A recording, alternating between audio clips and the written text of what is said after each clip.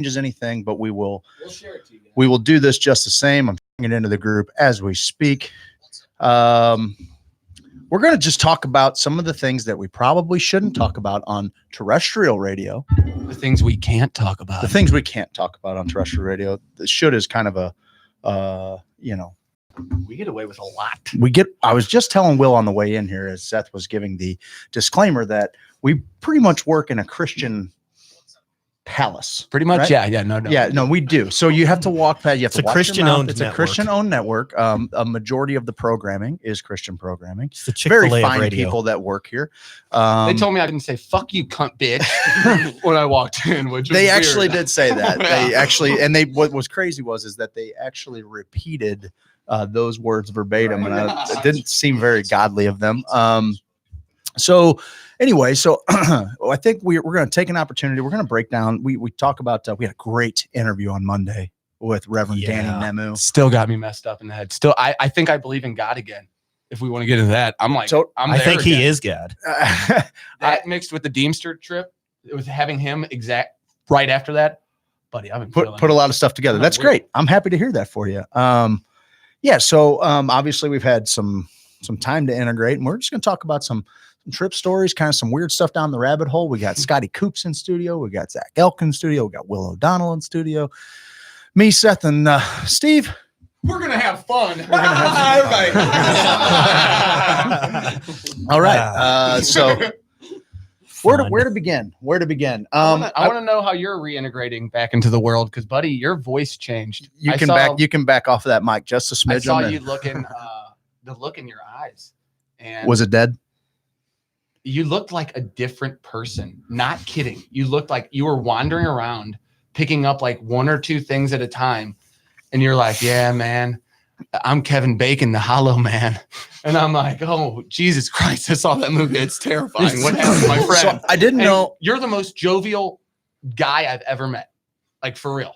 I didn't know how long I was going to take to talk about all of this and how long it was going to take me to integrate. But and I'm going to share my personal experience and no one else's that I was with. Don't ever tell me to back off the mic. I was just letting you know you're running hot. So, I did again. So, we all kind of made this deal that, kind of what happens at Cotillion stays at Cotillion. And that, as far as the interactions with people, 100% true. But my personal experience was one that was so profound and one that I'm still unpacking so much that I feel like I got to get it out, because the more and more I kind of talk about it, the more and more it makes sense to me, the more and more healing I feel from it. So we'll just kind of give a rundown. So first off, everyone knows my affinity for psychedelics, for bending our consciousness, for just kind of getting a little bit perspective through the beauty of it. I truly do love it, right? I was listening to, this is how I know I'm getting better. I was listening to Spongel on the way to your house today. Anyway, just to kind of give everybody a glimpse into what it is. And this is building, if you had a chance to watch the Steven Internet show, Steve kind of broke down a very nice experience that he had. And what's cool is, and what's great is the, we have, DMT in general is weird in the sense that I've talked to hundreds of people that have had the experience, and how similar their experiences are sometimes. Not necessarily every person, but there will always be groups within this entire large group of people that have had this experience that have had very similar things. Some people see the lady in the purple dress. Some people, see these different entities when they go to this thing. Some machine elves is what's famous with Terrence McKenna. And I'm like, what's the deal with the machine elves? Come on, the machine. What's the deal with the machine elves? So it bears noting that I am the biggest proponent for people to explore their consciousness, but to do so in a very safe setting, and to do so with the right amount of intention, and to really go into this looking to fix something. Psychedelics can be really fun too, but I feel like when partying is the central tenet of the reason why you're consuming, that's when your setting gets a little bit loose. The ground gets a little bit loose underneath your feet. I do DMT to get the ladies horny. Am I right? You get it. You're calling up this creative intelligence that might be behind the creation of the universe, and he's like, what would you like to know? And he's like, damn it, it's just some fucking stone teenagers again. Exactly. Like, how disappointing How come for it's that never guy? anybody He's like, fucking curious? He's like, oh, who's ringing the doorbell? And like, I'm running like ding dong ditch. I'm out of here. You ever been to a Modest Yahoo concert, bro? So yeah, exactly. Just to kind of break down my trip, like it started with alcohol, which is a thing I typically don't like to mix. It was hot. Alcohol. It's a very hot weekend, 106 degrees. And so I'd been drinking beer since the moment I got to the place, just trying to hydrate. But I never, ever, ever once felt drunk this whole trip. Nope. I drank 2 racks of Natty and an 18 pack of Natty in 72 hours and never caught a buzz. That's where I'm living. Okay. That's where I'm living. Sure. I know. It really is magical. I know. Hear that, guys? You can drink as much as you want. Yeah, don't do that. It's stupid stuff. Like hydration actually looks like water and not 50-cent beer. So that's all great. And so it also bears noting that like I have an affinity for the fungus, right? I love psilocybin. I love psilocybin. I think it is my favorite of the classic psychedelics, and that's considering ayahuasca and everything else. I feel like I have the most profound trips on psilocybin. I think it's different for everybody. It's just in my chemical makeup. That's my Have you tried thing of peyote? choice. It's called to me since I was a kid, and it's never come around. So, yeah. but I cannot wait for the day that I get to go, and I want to do it in kind of a ceremony setting if possible. That's kind of, I think it's been around, but I didn't want to like do it in my kitchen. I want all of our listeners to remember that Will mentioned peyote. And Craig's like, can't wait to do that. Wait till you hear this story. And you'll be like, Yeah, you can wait. Calm down. So I haven't, but I look forward to the day. I actually told my dad when I was 11 years old that I wanted to go into I don't know where I got this from, but I told him I wanted to do a walkabout in the desert and eat cactus. And my dad, who was an artist in high school, and I'm sure did his fair share in the early 70s and everything, was like, yeah, man, sometimes you got to eat cactus in the desert, like that's what you got to do.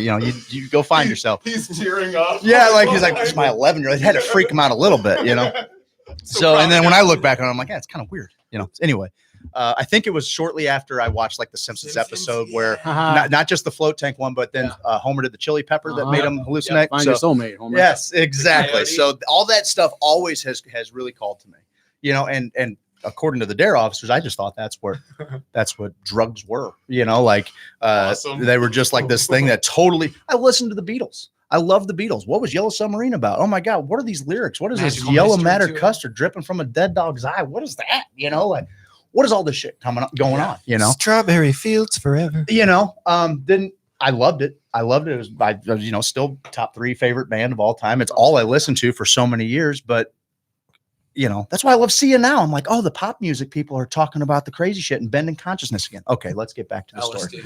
So, I have a pretty healthy jar of psilocybin that is crammed into honey, and honey is a preservative, for these mushrooms. And so, I ate a fair bit of that. There's no real way of knowing how much, but it, Do you drink or eat honey? So you can measure it. Well, I drank the honey, but I was actually eating some of the fruit never out mind. of the honey as Never well. mind. So like it was a little bit of both. Okay. And this is How many natty kind of lights are we at? Oh, at this point? 106. Yeah, like at this point, 3 digits.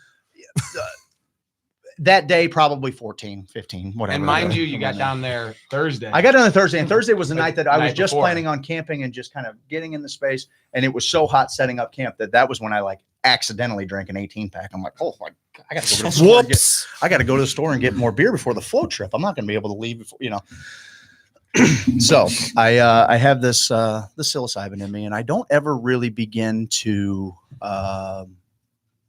melt or anything. I don't have like a crazy trip. I'm having some giggles with some friends. I'm having a good time. As the sun goes down, I'll paint a picture for you. I did create, it really worked out about as good as I could have hoped for. I want to build on it some more, but I built a little space in the very back corner of the woods that I called the Spangle Zone, and if you guys are familiar with Spangle, Spangle basically writes music under the influence of dimethyltryptamine. And so their music is like made for the space. It totally sounds like a German sex act. Though. It's actually, have you ever given it it's a British Spangle? guy and a Middle Eastern guy. Spangle is one of those things. I know. I know. Whoa, I know. whoa. I know. Spangle. I watched on Gaia. There was a really cool documentary called "The Dark Side of Psychedelics," and they were talking about just kind of psychedelic abuse, and they were talking about how at the average concert you're going to smell cannabis.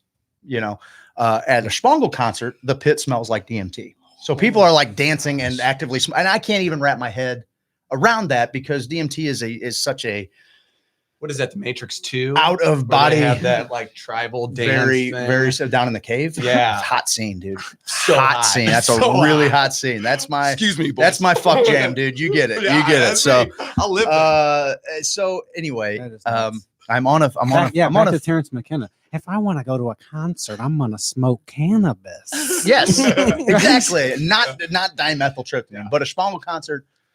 Anywhere you walk, it just reeks, which is not a pleasant. I'll smell. save Cannabis the is a- machine elves for when I get home. Yeah. Cannabis is a pleasant be waiting. smell for I think most people. A lot of people don't like the smell of skunk. I crave it myself.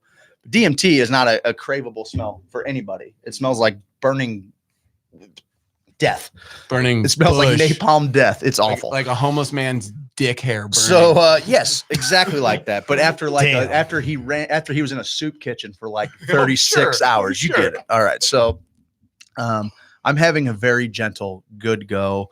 Or so I think. As the sun's going down, I'm starting to get the projector set up and I'm projecting these 4K psychedelic oscillations through the onto a screen that's hung up in the trees, but it's also kind of spilling over yes. the screen into the trees and doing its thing. And it was really beautiful. It was exactly what I kind of hoped for.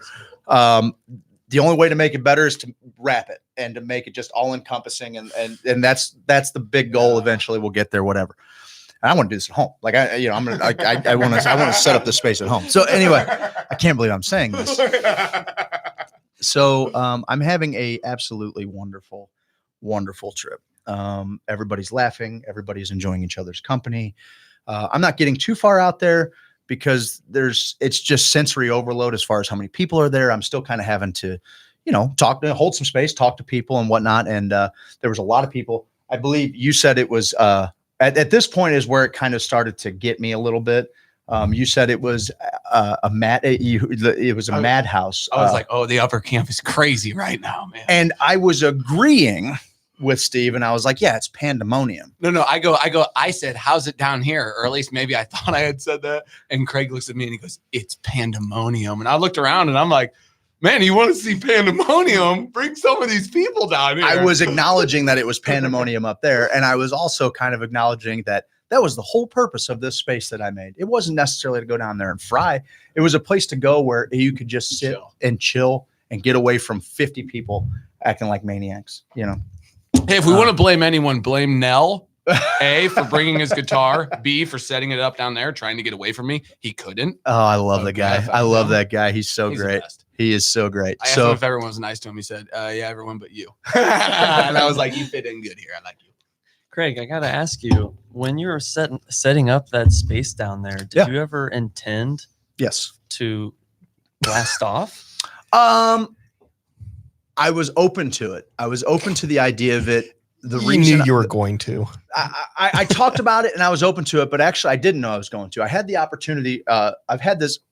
The opportunity seems to always come up, and there's so many times when you're being, conversational with people, when you're trying to be social with people. DMT is so alien. It's not a psychedelic that you do. And then you're, like mushrooms where you can do them and then you can have a good laugh with a friend and you're talking. DMT is completely outer body if you actually manage to blast off. Can we define through. blasting off? Because that's what I was reading up afterwards and I didn't realize that there's like a threshold. There is a threshold. So like I know plenty of people, I've done DMT many times where it was just like, I was still very much in this dimension and I was still very much firmly feet planted in the ground and kind of laughing and having that, what would feel like how you would feel on LSD or on psilocybin, but when you actually punch through, when you actually blast off on DMT, there's a couple different ways. Like sometimes people feel like they're strapped to a rocket through the cosmos until they end up at this just place. And I mean, you're moving as fast through anything as possible.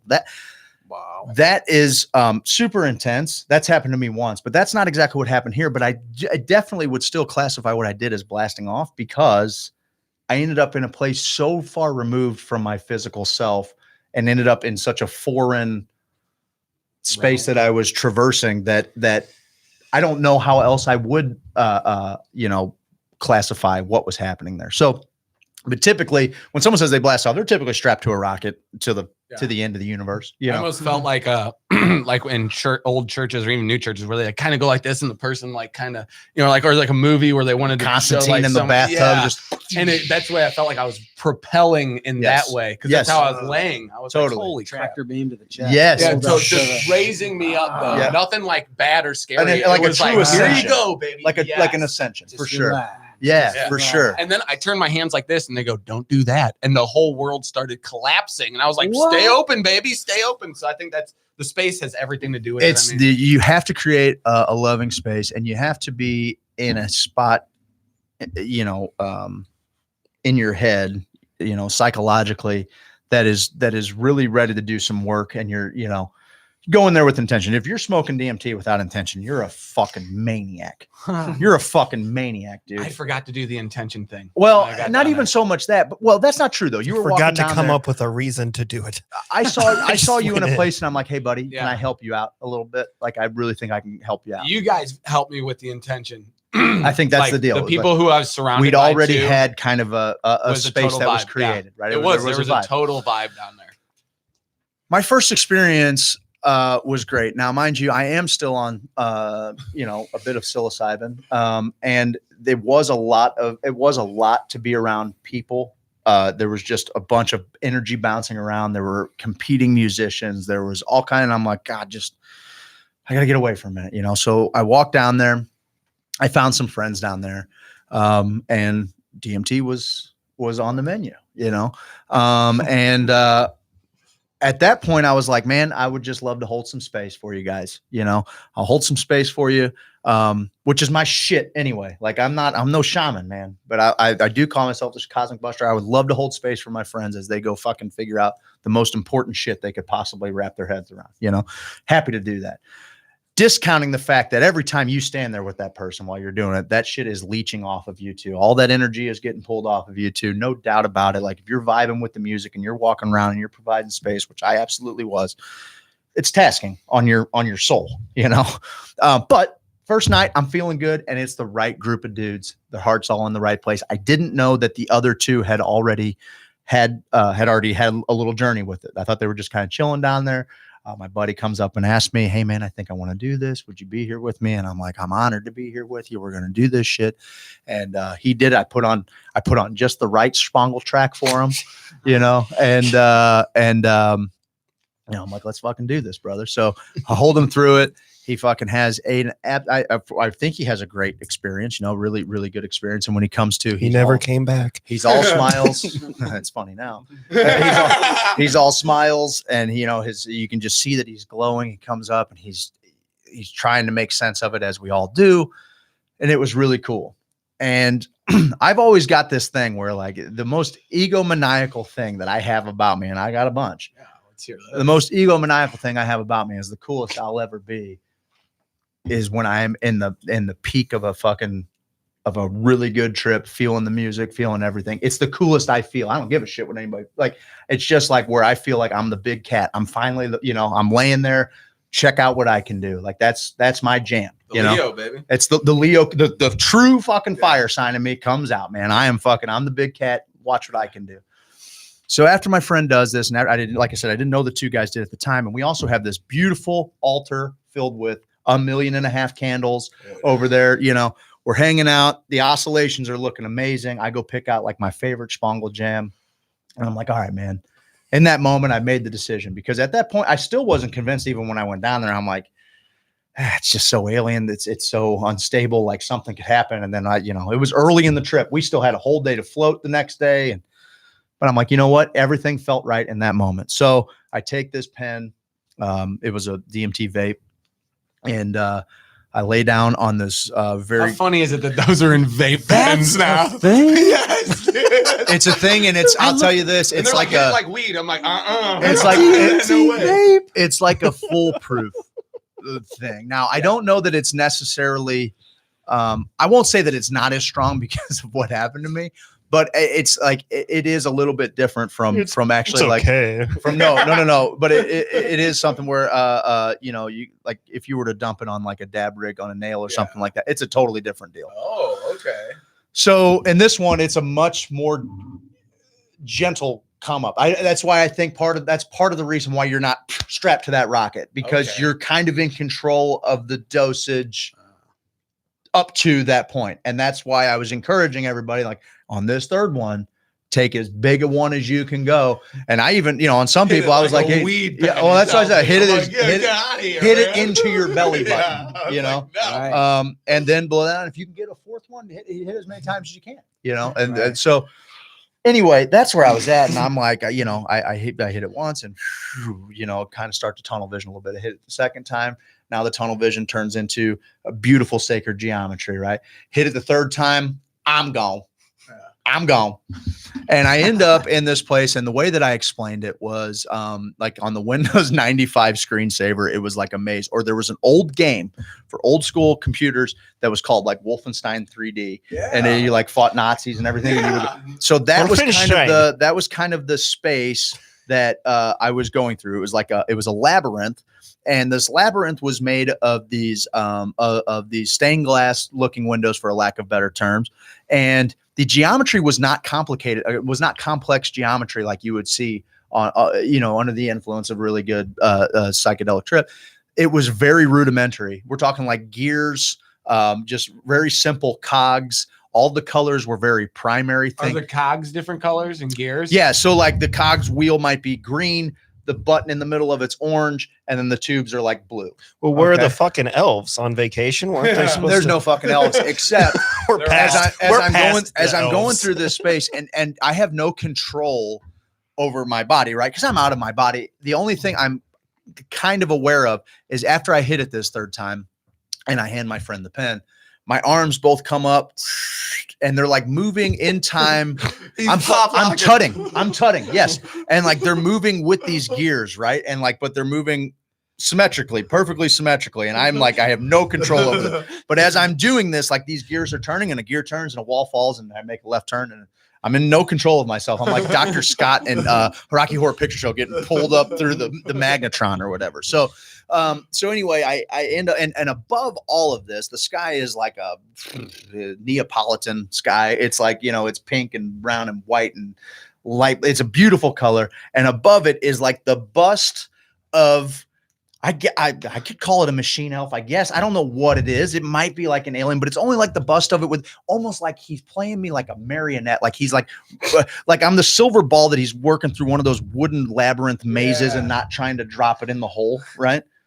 And so like, that's what's happening. And it's super bright. You in the hole. No, he didn't. So it was super bright and it was very vivid. And I don't know what the hell it means. It doesn't mean anything. I'm just in a really crazy place. And as I'm coming from it, I'm like, I come to and I'm like, but I also remember like in this moment, like it hits a part in the song that's just like a really primal groove, man. And at this point, like I'm kind of just stretching out. And I remember looking back at my buddies, like I was kind of coming back to, and I just kind of give them this just knowing grin, like, oh, this is what the fuck it's all about. Like I don't know what the lesson is. I don't know what the lesson is, but motherfuckers, get on my level. There's some shit going on up here. So what year is it? Yeah, exactly.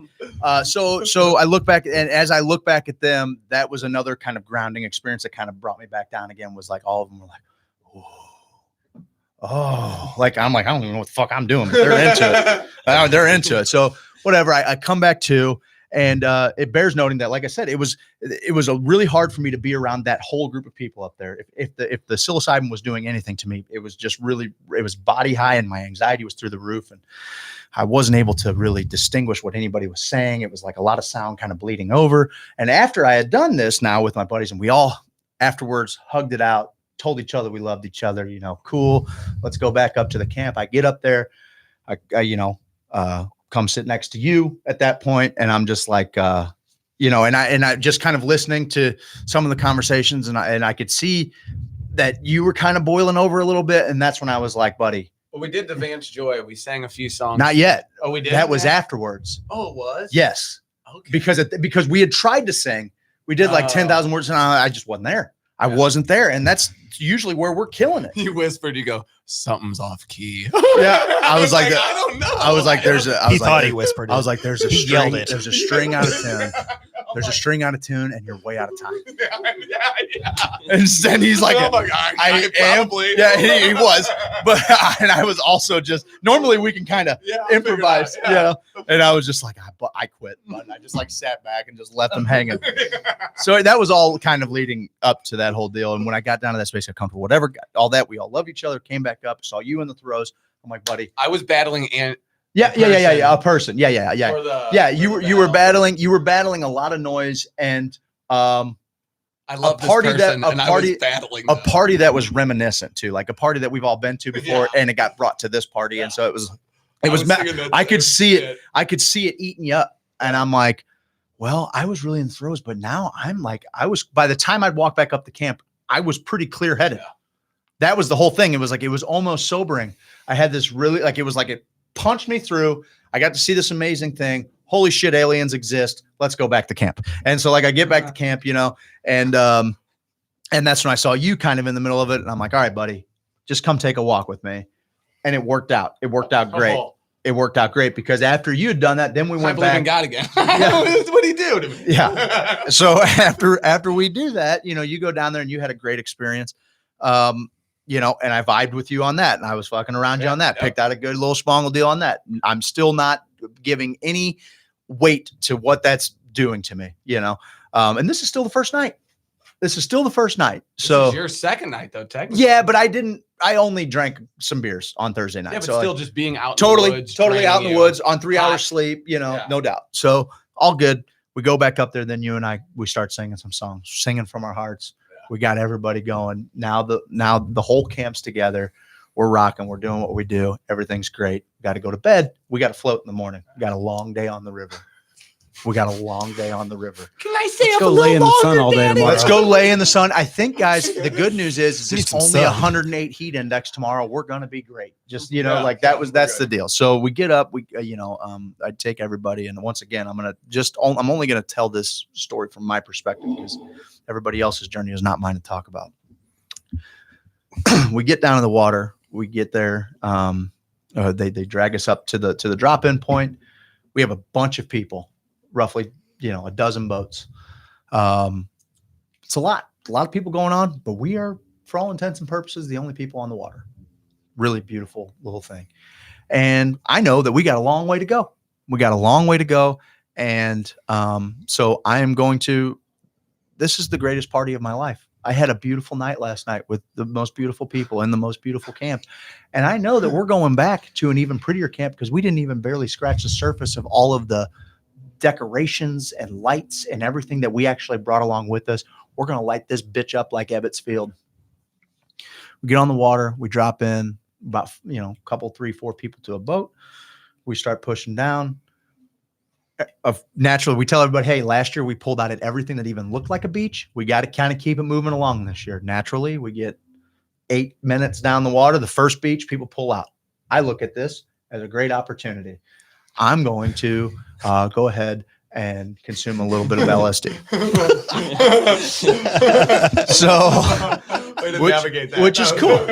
Which is cool, man. I get there. My hands are still dry. I get to the medicine. I grab myself a fair dose. Probably, just a hit to begin. And then as I'm talking to some friends, I'm like, take another one. And then I had another friend walk up to me and was like, man, I've had this for you for a while and I would love it if you took it. And I'm like, well, fuck yeah, I'll take that. So now I have a healthy amount of LSD in my system. And mind you, I took 1/2 of one little thing. Thank you. I'm an adult. That's pointless. I know. I'm like, Seth gets it. I'm in the fucking bluffs. There's bald eagles overhead. Microdose. Really? The water was so pretty. It's fucking bears and shit, man. I gotta, Microdosing is what you do on a Saturday if it's raining and you're just So- at home with nothing to do. You're like, oh, I got acid. hey, I need to do the dishes. Let's eat this acid. Yeah. Eat some acid, knock out some cleaning. So we get back in the water. And by this point, it's still fairly early in the morning. We got on the water like around 10, probably, I mean, we left About out 10:30. Yeah. So, I mean, we had to get a lot of people there. It's all good. We get out there. The water is perfect. It's so fucking hot, but the water is perfect. I've got plenty of medicine in me. Everybody seems, they're all drinking, having a good time. Everybody's having, and I know that I'm with friends, so I'm safe to do this. And I do it, and so I'm on, I would say probably 3 to 3.5 solid hits, and we get down the river. There are a couple of things that are happening that have absolutely killed. I'm laughing so hard. People have to be annoyed at my laugh because I am laughing as hard as I've ever laughed in my life. And it's probably not even anything that's that funny, like that's where I'm at. I'm in the giggle stage. We end up, we push down the river. It's great. We'll fast forward. We get to kind of about lunchtime. We pull out at another beach. It's a perfect opportunity to get the whole group back together. Half the group kind of got ahead of the other half of the group. We pull out. It's great. Everybody's chilling. I am now, I have found myself in the river. Everybody's just talking and doing this thing. And We stayed kind of tight. that's what I'm saying. We ended up kind of that's where we came back together there. And I made light of a medical situation and all kinds of stuff. Craig laughed in the guy's face. Well, this guy comes up running, the sweetest, kindest human being who's never been like real serious. He's a serious guy, but he comes up with a look on his face like, we have a medical emergency on the river. And I microed. So He's I'm a member like, of your party. Yes. And Yes. he's like, who here's a medical professional? I go, I'm a medical professional. yeah, that's what he gives him. And I'm like, no, he's not. I'm kind of. And then he's like, oh, well, good. Because we got a heat stroke victim that needs help. And I'm like, oh, fuck. I was just kidding. yeah.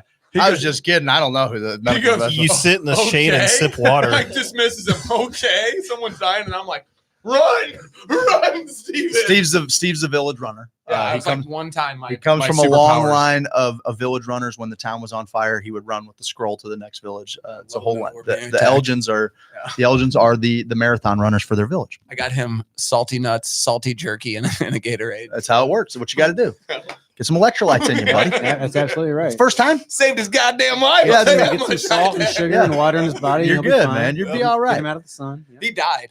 Yeah. but we needed We're enough. getting there. We're getting there. That's later. But Let me tell you about how fun the trip was first. But we do need That's little thing ruined my good time. it's okay because we were really one flotation device short. So like somebody was able to just prop up on him as he floated down the river. will be the memorial float trip. Yes, totally. Yeah. We'll have it. Totally. Collateral damage. That's right. I saved his life and he got taken off by a bear moments and I later. even remember like I didn't realize how dismissive I was of the situation.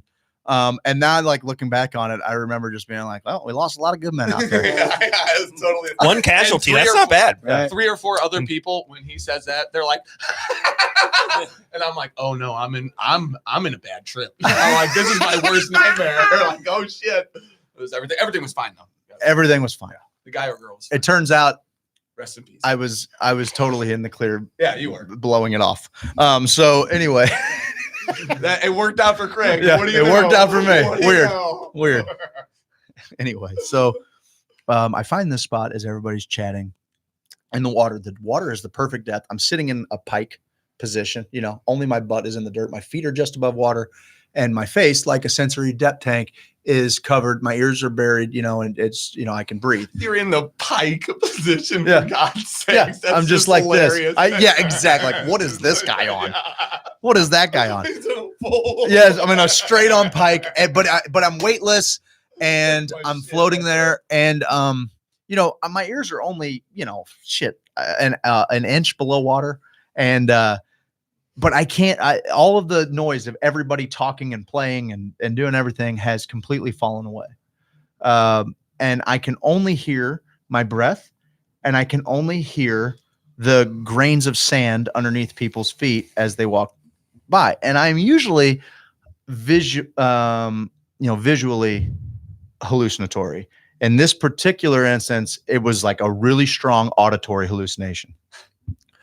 But then the synesthesia came in and it became visual, right? So I'm sitting there and I can't hear anybody else. I can only hear my breath and I'm hearing the rocks. And Think like, so what would happen is every time there was a footstep behind me, you actually come to mind, Zach. You walked behind me and I could see it wasn't a silhouette of you. It was like a holographic projection of you walk by the sound of your feet. And then I see, Jenna walk by and I'm like, oh, fuck, those footsteps are Jenna's. But like, it is a 3D hologram projection of all of this going on. And I'm like, this is the fucking most beautiful, crazy thing I have ever experienced. Like, this is absolutely wild, So to be fair, he had goat legs when we were out there. So to hear his hooves. Yeah. He was a satyr. He was a satyr. Totally. So, so that was beautiful. That was really beautiful. I don't know that I've ever had anything so cool, as far as a visual / auditory hallucination kind of bleeding over. It was the best synesthesia I've ever experienced. The rest of the float is beautiful.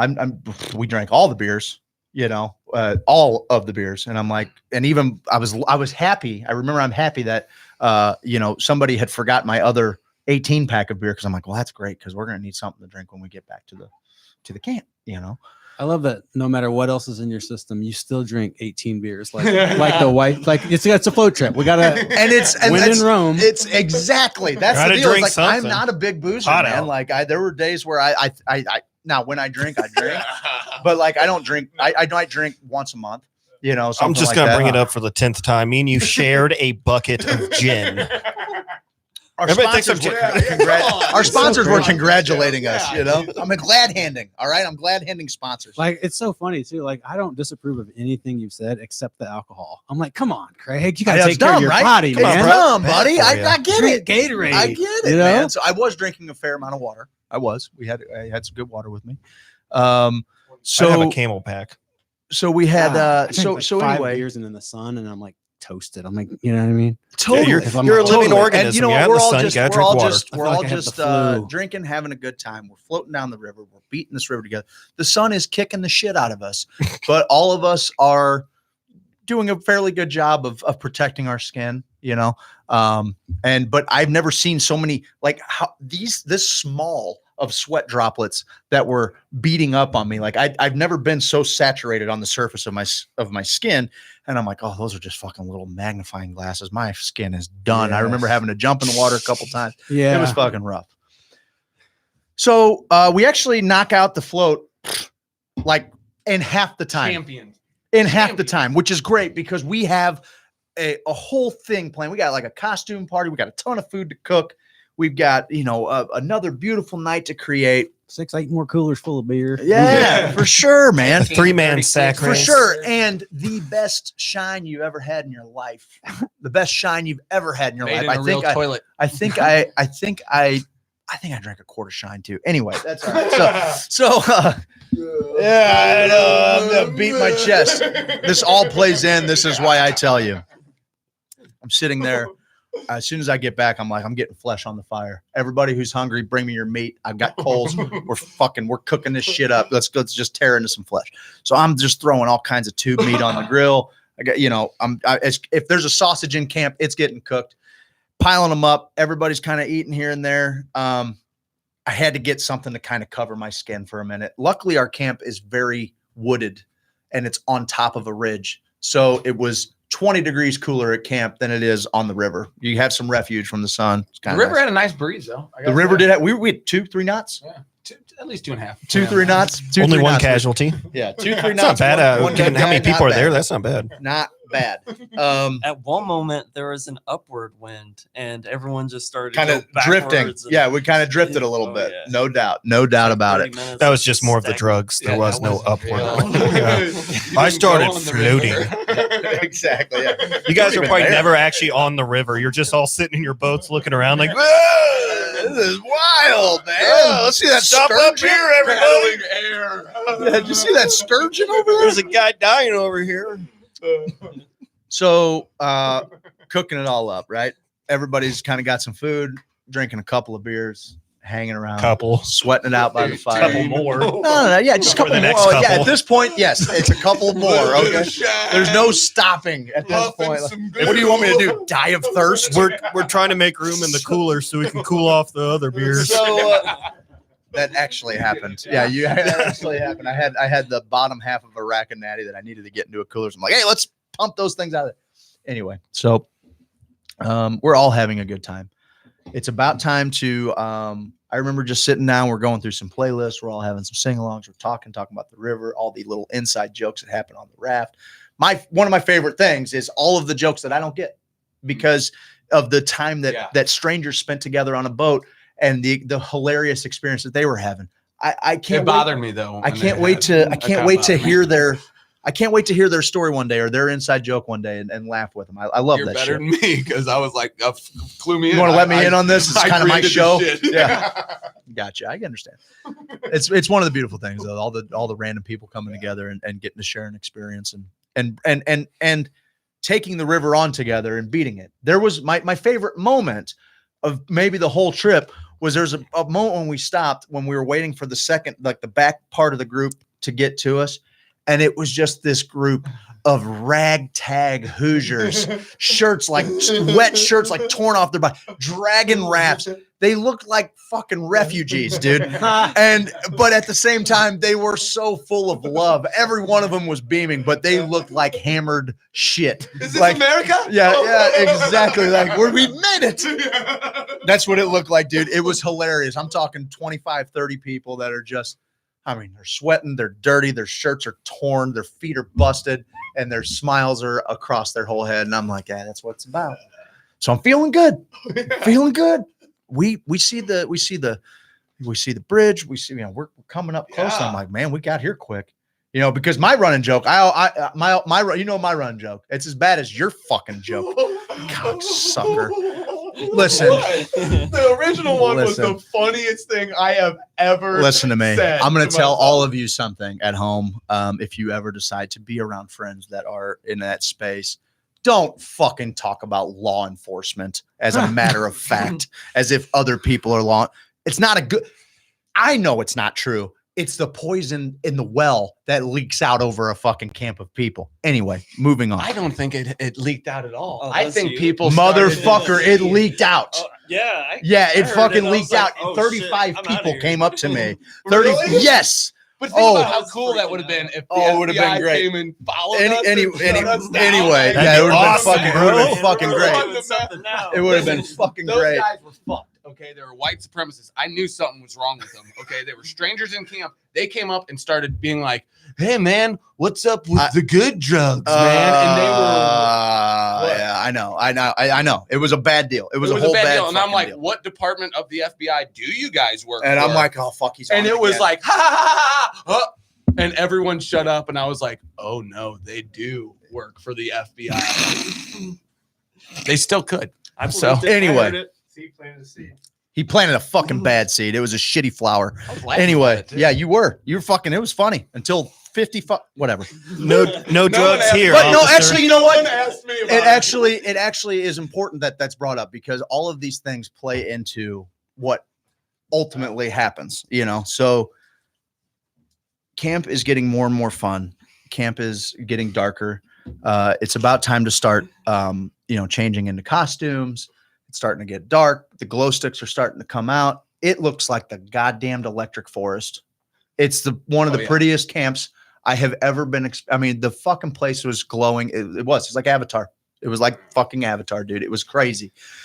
I'm still thinking about those FBI guys. Totally. It's like, You are? Yeah, it kind of sticks with you. Good Yeah. job, Steve. No. You got I everything. gotta get out of here. Poison the room. It's You don't think we have a fucking fucking poison, idiot? man. Yeah, You're it's an idiot. I'm all full of God doubt too. damn I'm it. like, no, it sounds Yeah, like it. yeah. Sounds like it. so it's just fucking. Oh, it's brutal. Now, it also bears noting that like on the river towards the end, dry bag got a little wet, so the phone, the music is starting to loop, and every time we get it going again, and I'm looking at my phone trying to get it going, and as soon as I set it back in the bag, fucking the thing turns off again. I'm going fucking crazy. These loops start to happen about towards the end of the trip, and it's absolutely a matter of me not being in a sober headspace. That's part of it. The water's fucking with me. My phone got wet. There was a really awesome saving moment. There were so many things that happened this Your weekend. phone got wet? Oh yeah. I aired it out while we were floating. It was the ultimate fucking danger move. I took it out of the case a little bit, got underneath the fucking, you know what the deal is. Yeah. Took it out of there. I had it sitting there with the radio, and I was just like, guys, nobody in and out of the boat for fucking just a couple minutes. This will dry out in no time. It was fine. It was good. Got it all back on and got it into your dry box. It was all good. It was all fucking good. It was good. Worse than the FBI guys. So I'm dealing with that. I'm dealing with the same fucking music kind of repeating, but we can't really try to skip it forward because every time we do, we lose the fucking thing. Side note, I did touch the radio one time too, and Craig wanted to murder me. Because I told him, I was like, listen, I know the song's terrible, guys. You gotta I was like, I'll figure it out. You gotta get through it because it's gonna. And then he touched it, and I'm like, or we can just do that. He looked at me like this is a disappointed father. Jesus Christ. Sorry, Dad. So anyway, so that's where the loops start. There's also the undertones of just random people throughout about halfway through the trip saying, I think those guys are FBI. And I'm like, listen, let me squash this. The fucking guy who can't read or write is not a fucking FBI agent. You don't think that's a front? Yeah, No. they like take acting classes, these Buddy. operatives. No, he also came up and he goes, man, that Listen. Axl Rose really gets it. And I'm like, get the fuck. I know. Listen, I man. think he's. What do you he kids sounds like? hilarious. Guns and Roses? I know. Listen, I know backwoods fucking. I know what a backwoods white supremacist racist looks like when I see one. I didn't. I ate that guy's sandwich. That was the whole deal. They made me a freaking sandwich. Listen, the guys were fine. They were fine They were until great, except for saying white power under their breath every once. that was back at camp, right? Yeah. I didn't hear. Oh, I thought you were Me neither. joking. They Listen, did? so it bears noting. It bears noting that one of our inside jokes, Seth, you designed a beautiful shirt one time. You remember what the shirt said? Maybe a sex cult. Is that the one? That's the running joke. Yeah. Right? It's the run joke. It's been the run joke forever. Oh, fuck.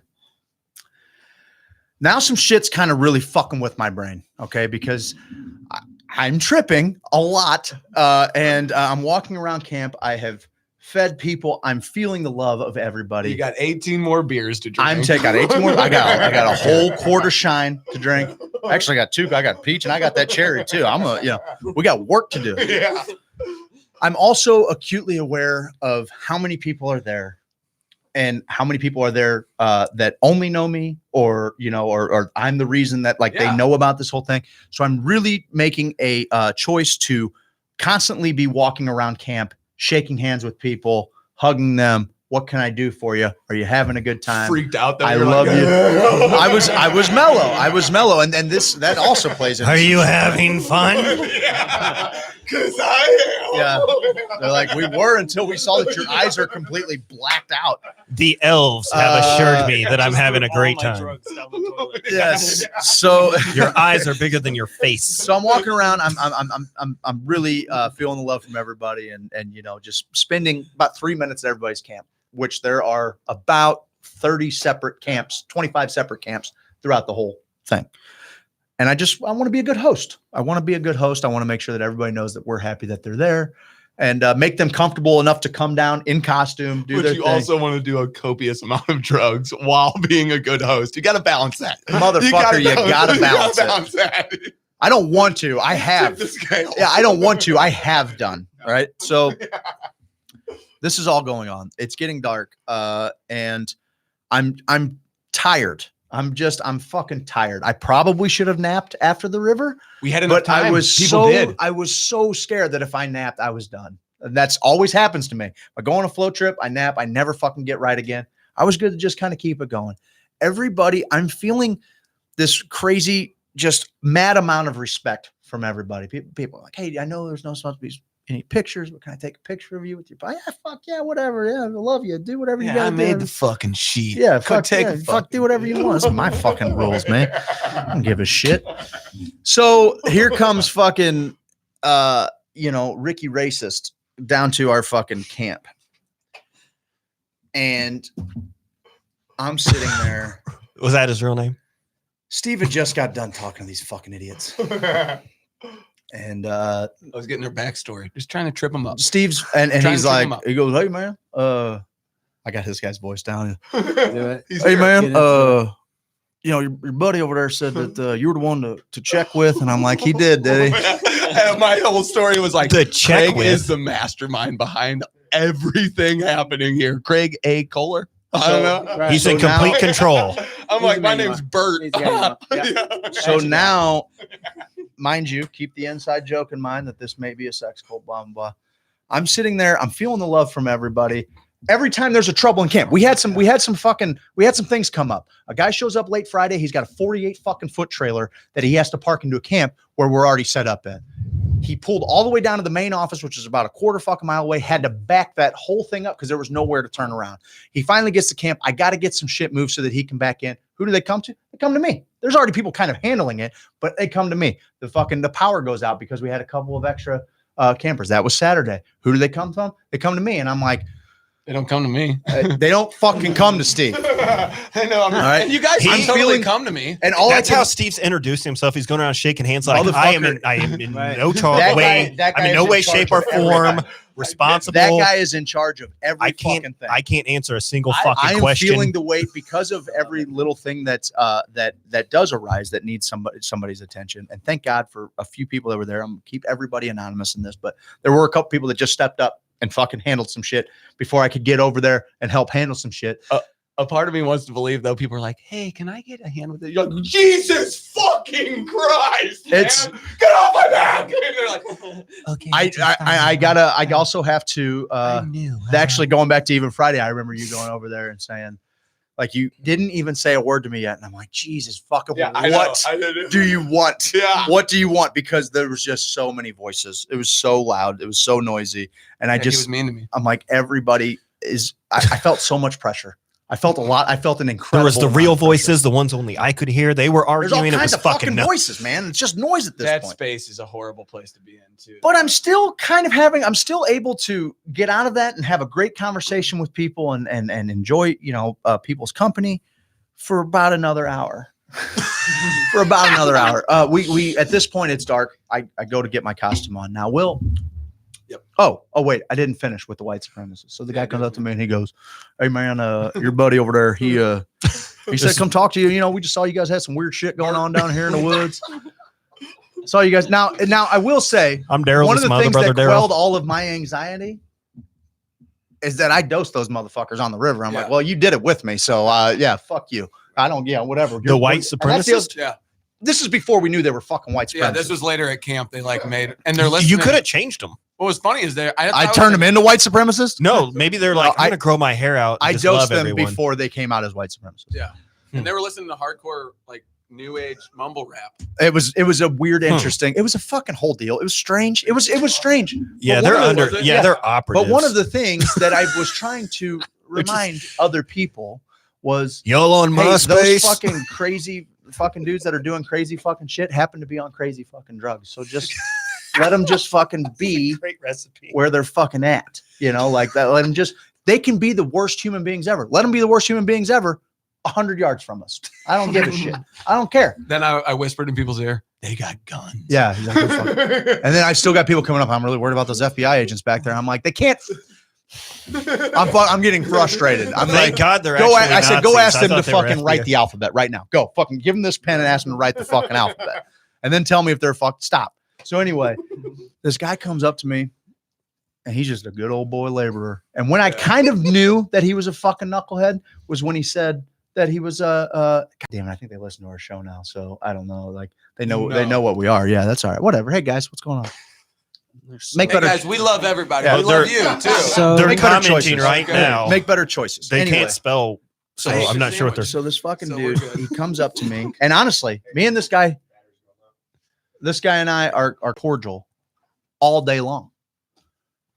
For whatever reason, he has recognized me as the leader. Now that I hear Steve talk, I kind of understand.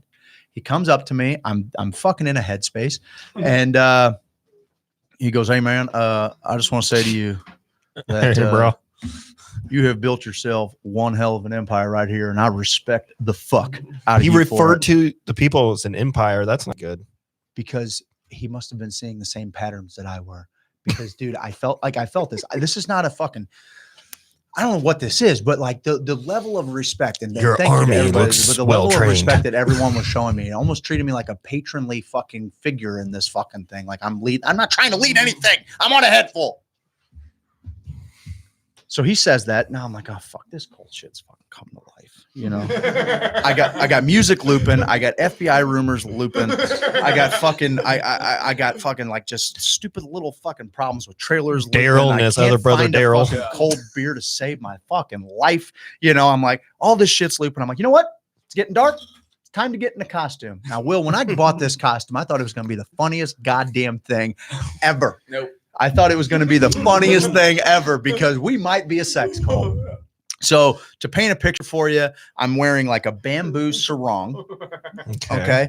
And I'm wearing like a gold fauna mask. So it's like this gold fucking eyes wide shut fucking masquerade with antlers that come off of it. Okay. And that's fucking it. It's straight. It's as a like cult, a Venetian mask kind of thing. Totally. But with like, yeah, with antlers. I look like Those are creepy.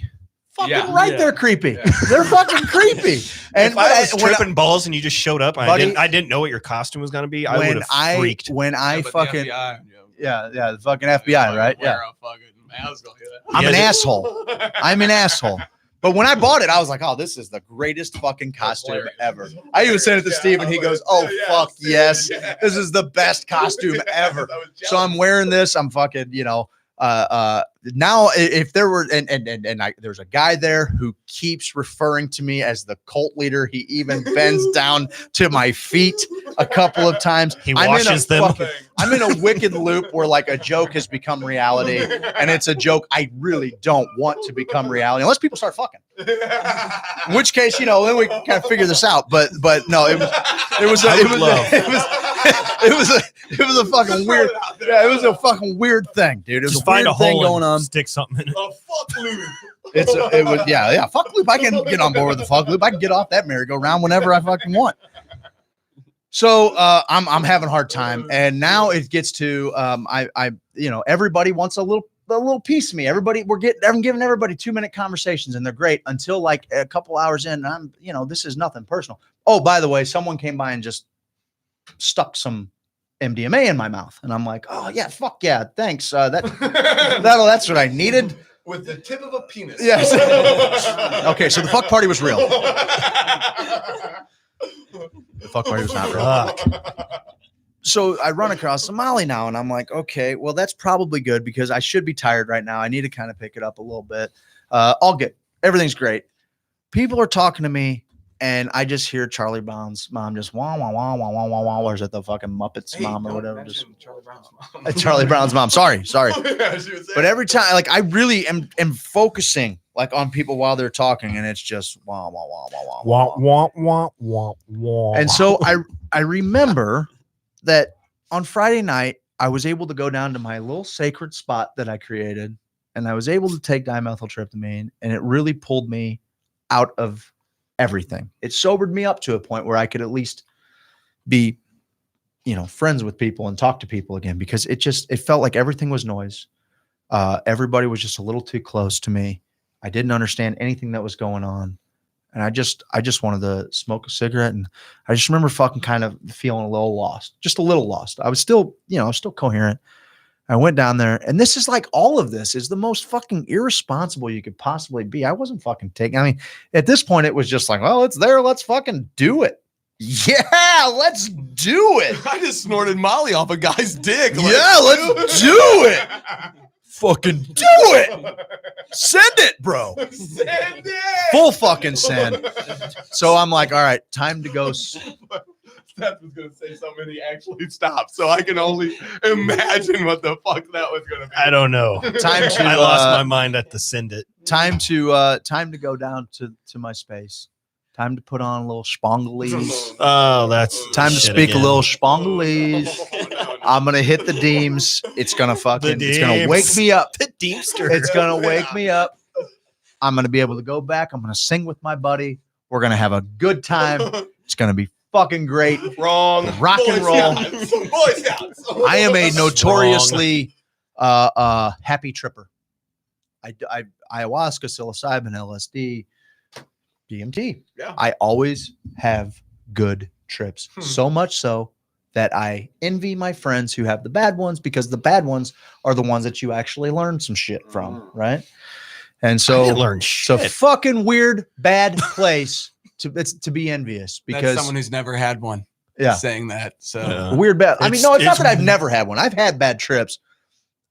Just haven't in 20 years, 15 years. I haven't since I started taking them with intention. Yeah. Go figure. Yeah. Go figure. Right back into that fucking. Yeah, we don't know why it's bad because you fucking went into it like an asshole trying to party. Go into the DMT space. Bears noting there's another guy there. I'm wearing my mask still. He's like, I would love to do this with you. I said, I would love to hold space for you. I put on some schmongle for him. I'm fucking bouncing with him, dude. I got this fucking gold mask and this skirt. Just a pendulum. The pendulum of time. Just the pendulum of time. Metronome. They're clacking. You got control of each individual Yes. nut. Yes, I'm flexing them. Like those clacker bends. So he's going through it. I'm happy to hold the space for him. This only lasts, 6 to 8 minutes. He's doing really well. I'm fucking bouncing around him. He kind of, I remember at one point he kind of opened his eyes and saw me and was like, and then he kind of closed his eyes again. And I was like, oh yeah, that's fucking, I get it. So he gets done. He's talking about how fucking wonderful it was. And I'm like, dude, I'm so happy I could share that with you. Thank you for allowing me to be here. Just trying to put that gratitude out there. And I was like, you know what? I think I'm going to do it again. So I lie down, I take off my mask, I set it over to the side, and he grabs the mask and he's like, I'm going to return the favor. He's like, I'm going to put this thing on. And he put it on for a second. And I look up at him. I'm holding this thing and I go, no, bud, I'm sorry. You're going to have to take that off. I was like, I'm going to go ahead and take that back. And he's What like, kind of asshole would do that? and so he hands it to me and I go, have I been fucking doing that to you guys this whole time? And he goes, and they're all like, yeah. And I'm like, oh, I'm such a fucking asshole. I'm so sorry. They're laughing, whatever. He's Donnie Darko. It's Dude, funny. yes, I'm the fucking bunny and Donnie Darko. So I set the fucking thing down next to me. It's all good. He goes and sits down. I create my space. I put on my Spangle song. I hit it again. I hit it the third time. Boom! Blast off to the same fucking place, dude. Same place. Stained glass windows, gears, everything. Only problem is that the stained glass isn't backlit anymore. The space is fucking gray. The colors are still there, but they're just so muted. All of the colors are muted. Is it moving the gears and stuff still? About an eighth of the speed that it was spinning before. Everything is slowed down. All the lights are off in the joint. The fucking deity that was fucking playing with me before, gone. I am wandering this labyrinth completely alone, right? Just completely fucking alone. And the music is like, Spongly. No, I don't hear Spangle anymore.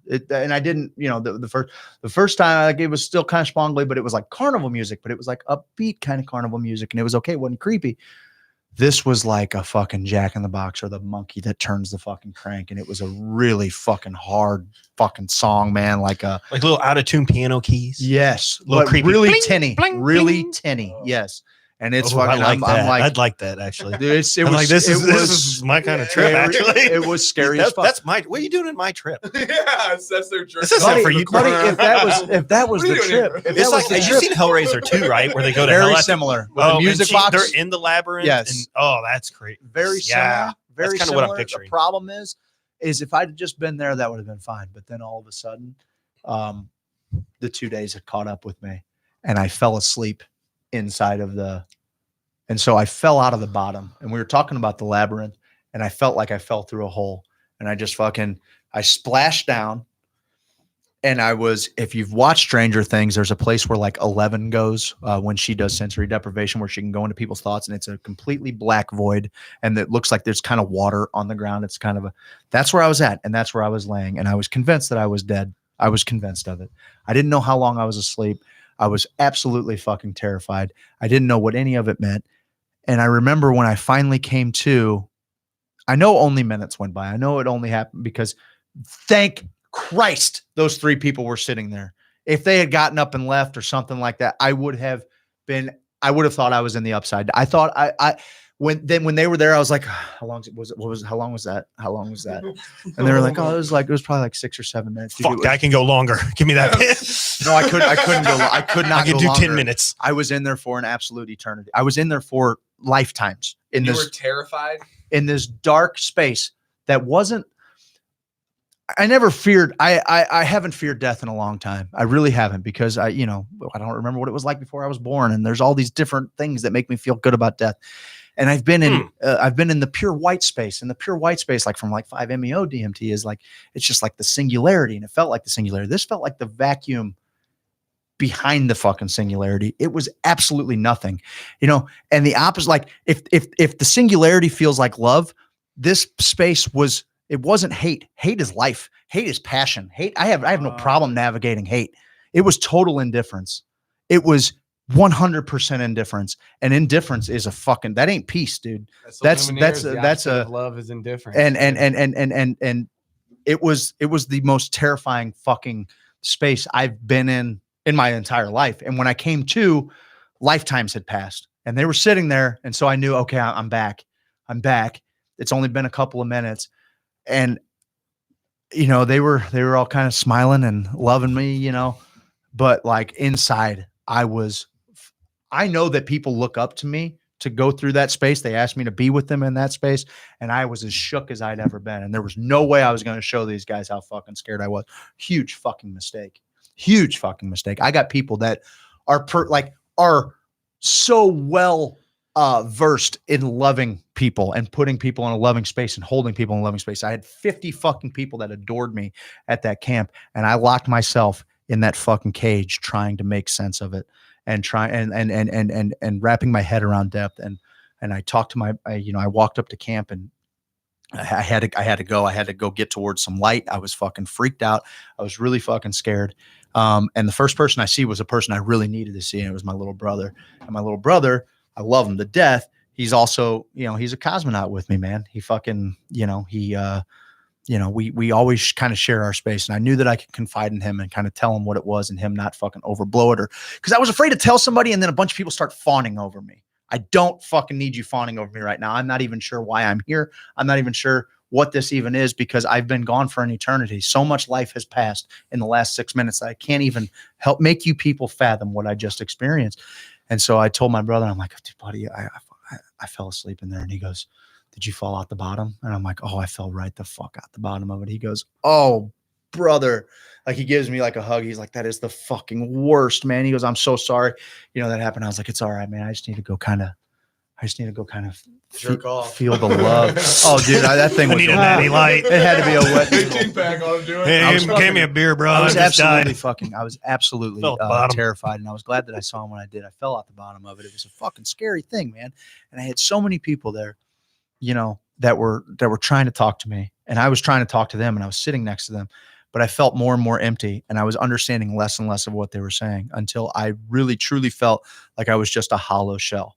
And I'm not blaming this on the DMT. It's not the DMT. It was a complete depletion of serotonin at this point. The reason I fell out the bottom of it is my body had no more serotonin or oxytocin to fucking work off of, because I had completely fucking just leached every bit of it out of me, not just by the substances I'd taken, but also by the journeys that I'd taken with other people. I was fucking done. I had nothing left. The only thing that was going to fix it was food and sleep, and not in that order. I probably needed to sleep for a good while, eat a little bit of food, go back to sleep, and rinse and repeat until I started to feel some semblance of myself. Did you get anything out of it? Because maybe it wasn't the chemical depletion. Maybe this quest, this intention to have a bad trip for 20 years fucking came about. Oh, buddy, in this way. No doubt.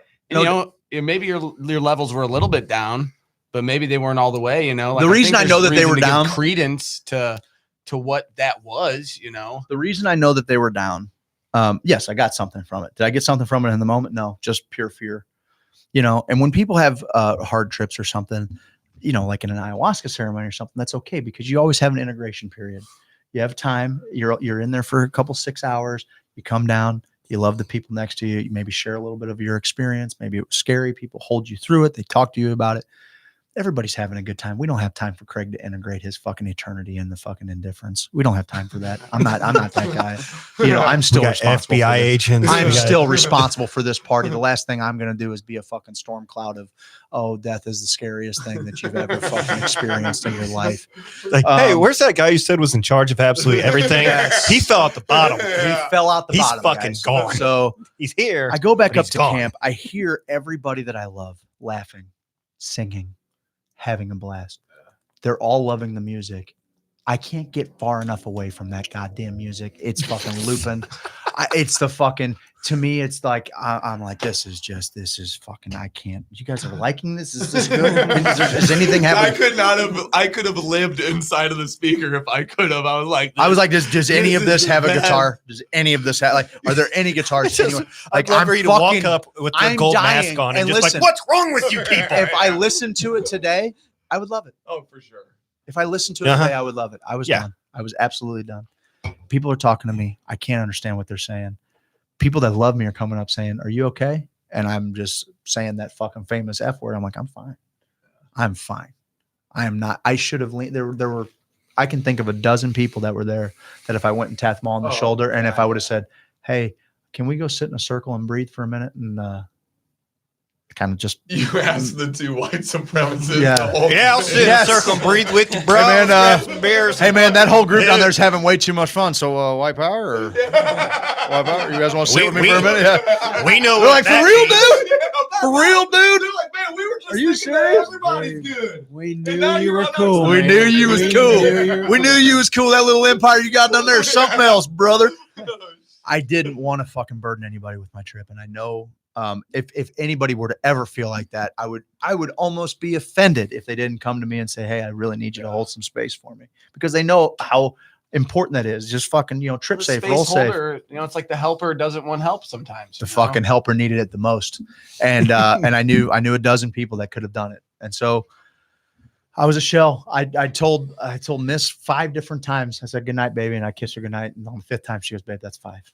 You've kissed me goodnight 5 times. And I was walking in circles and I felt hollow. And it was the worst feeling out of all of this. It wasn't the eternal death. It wasn't any of that.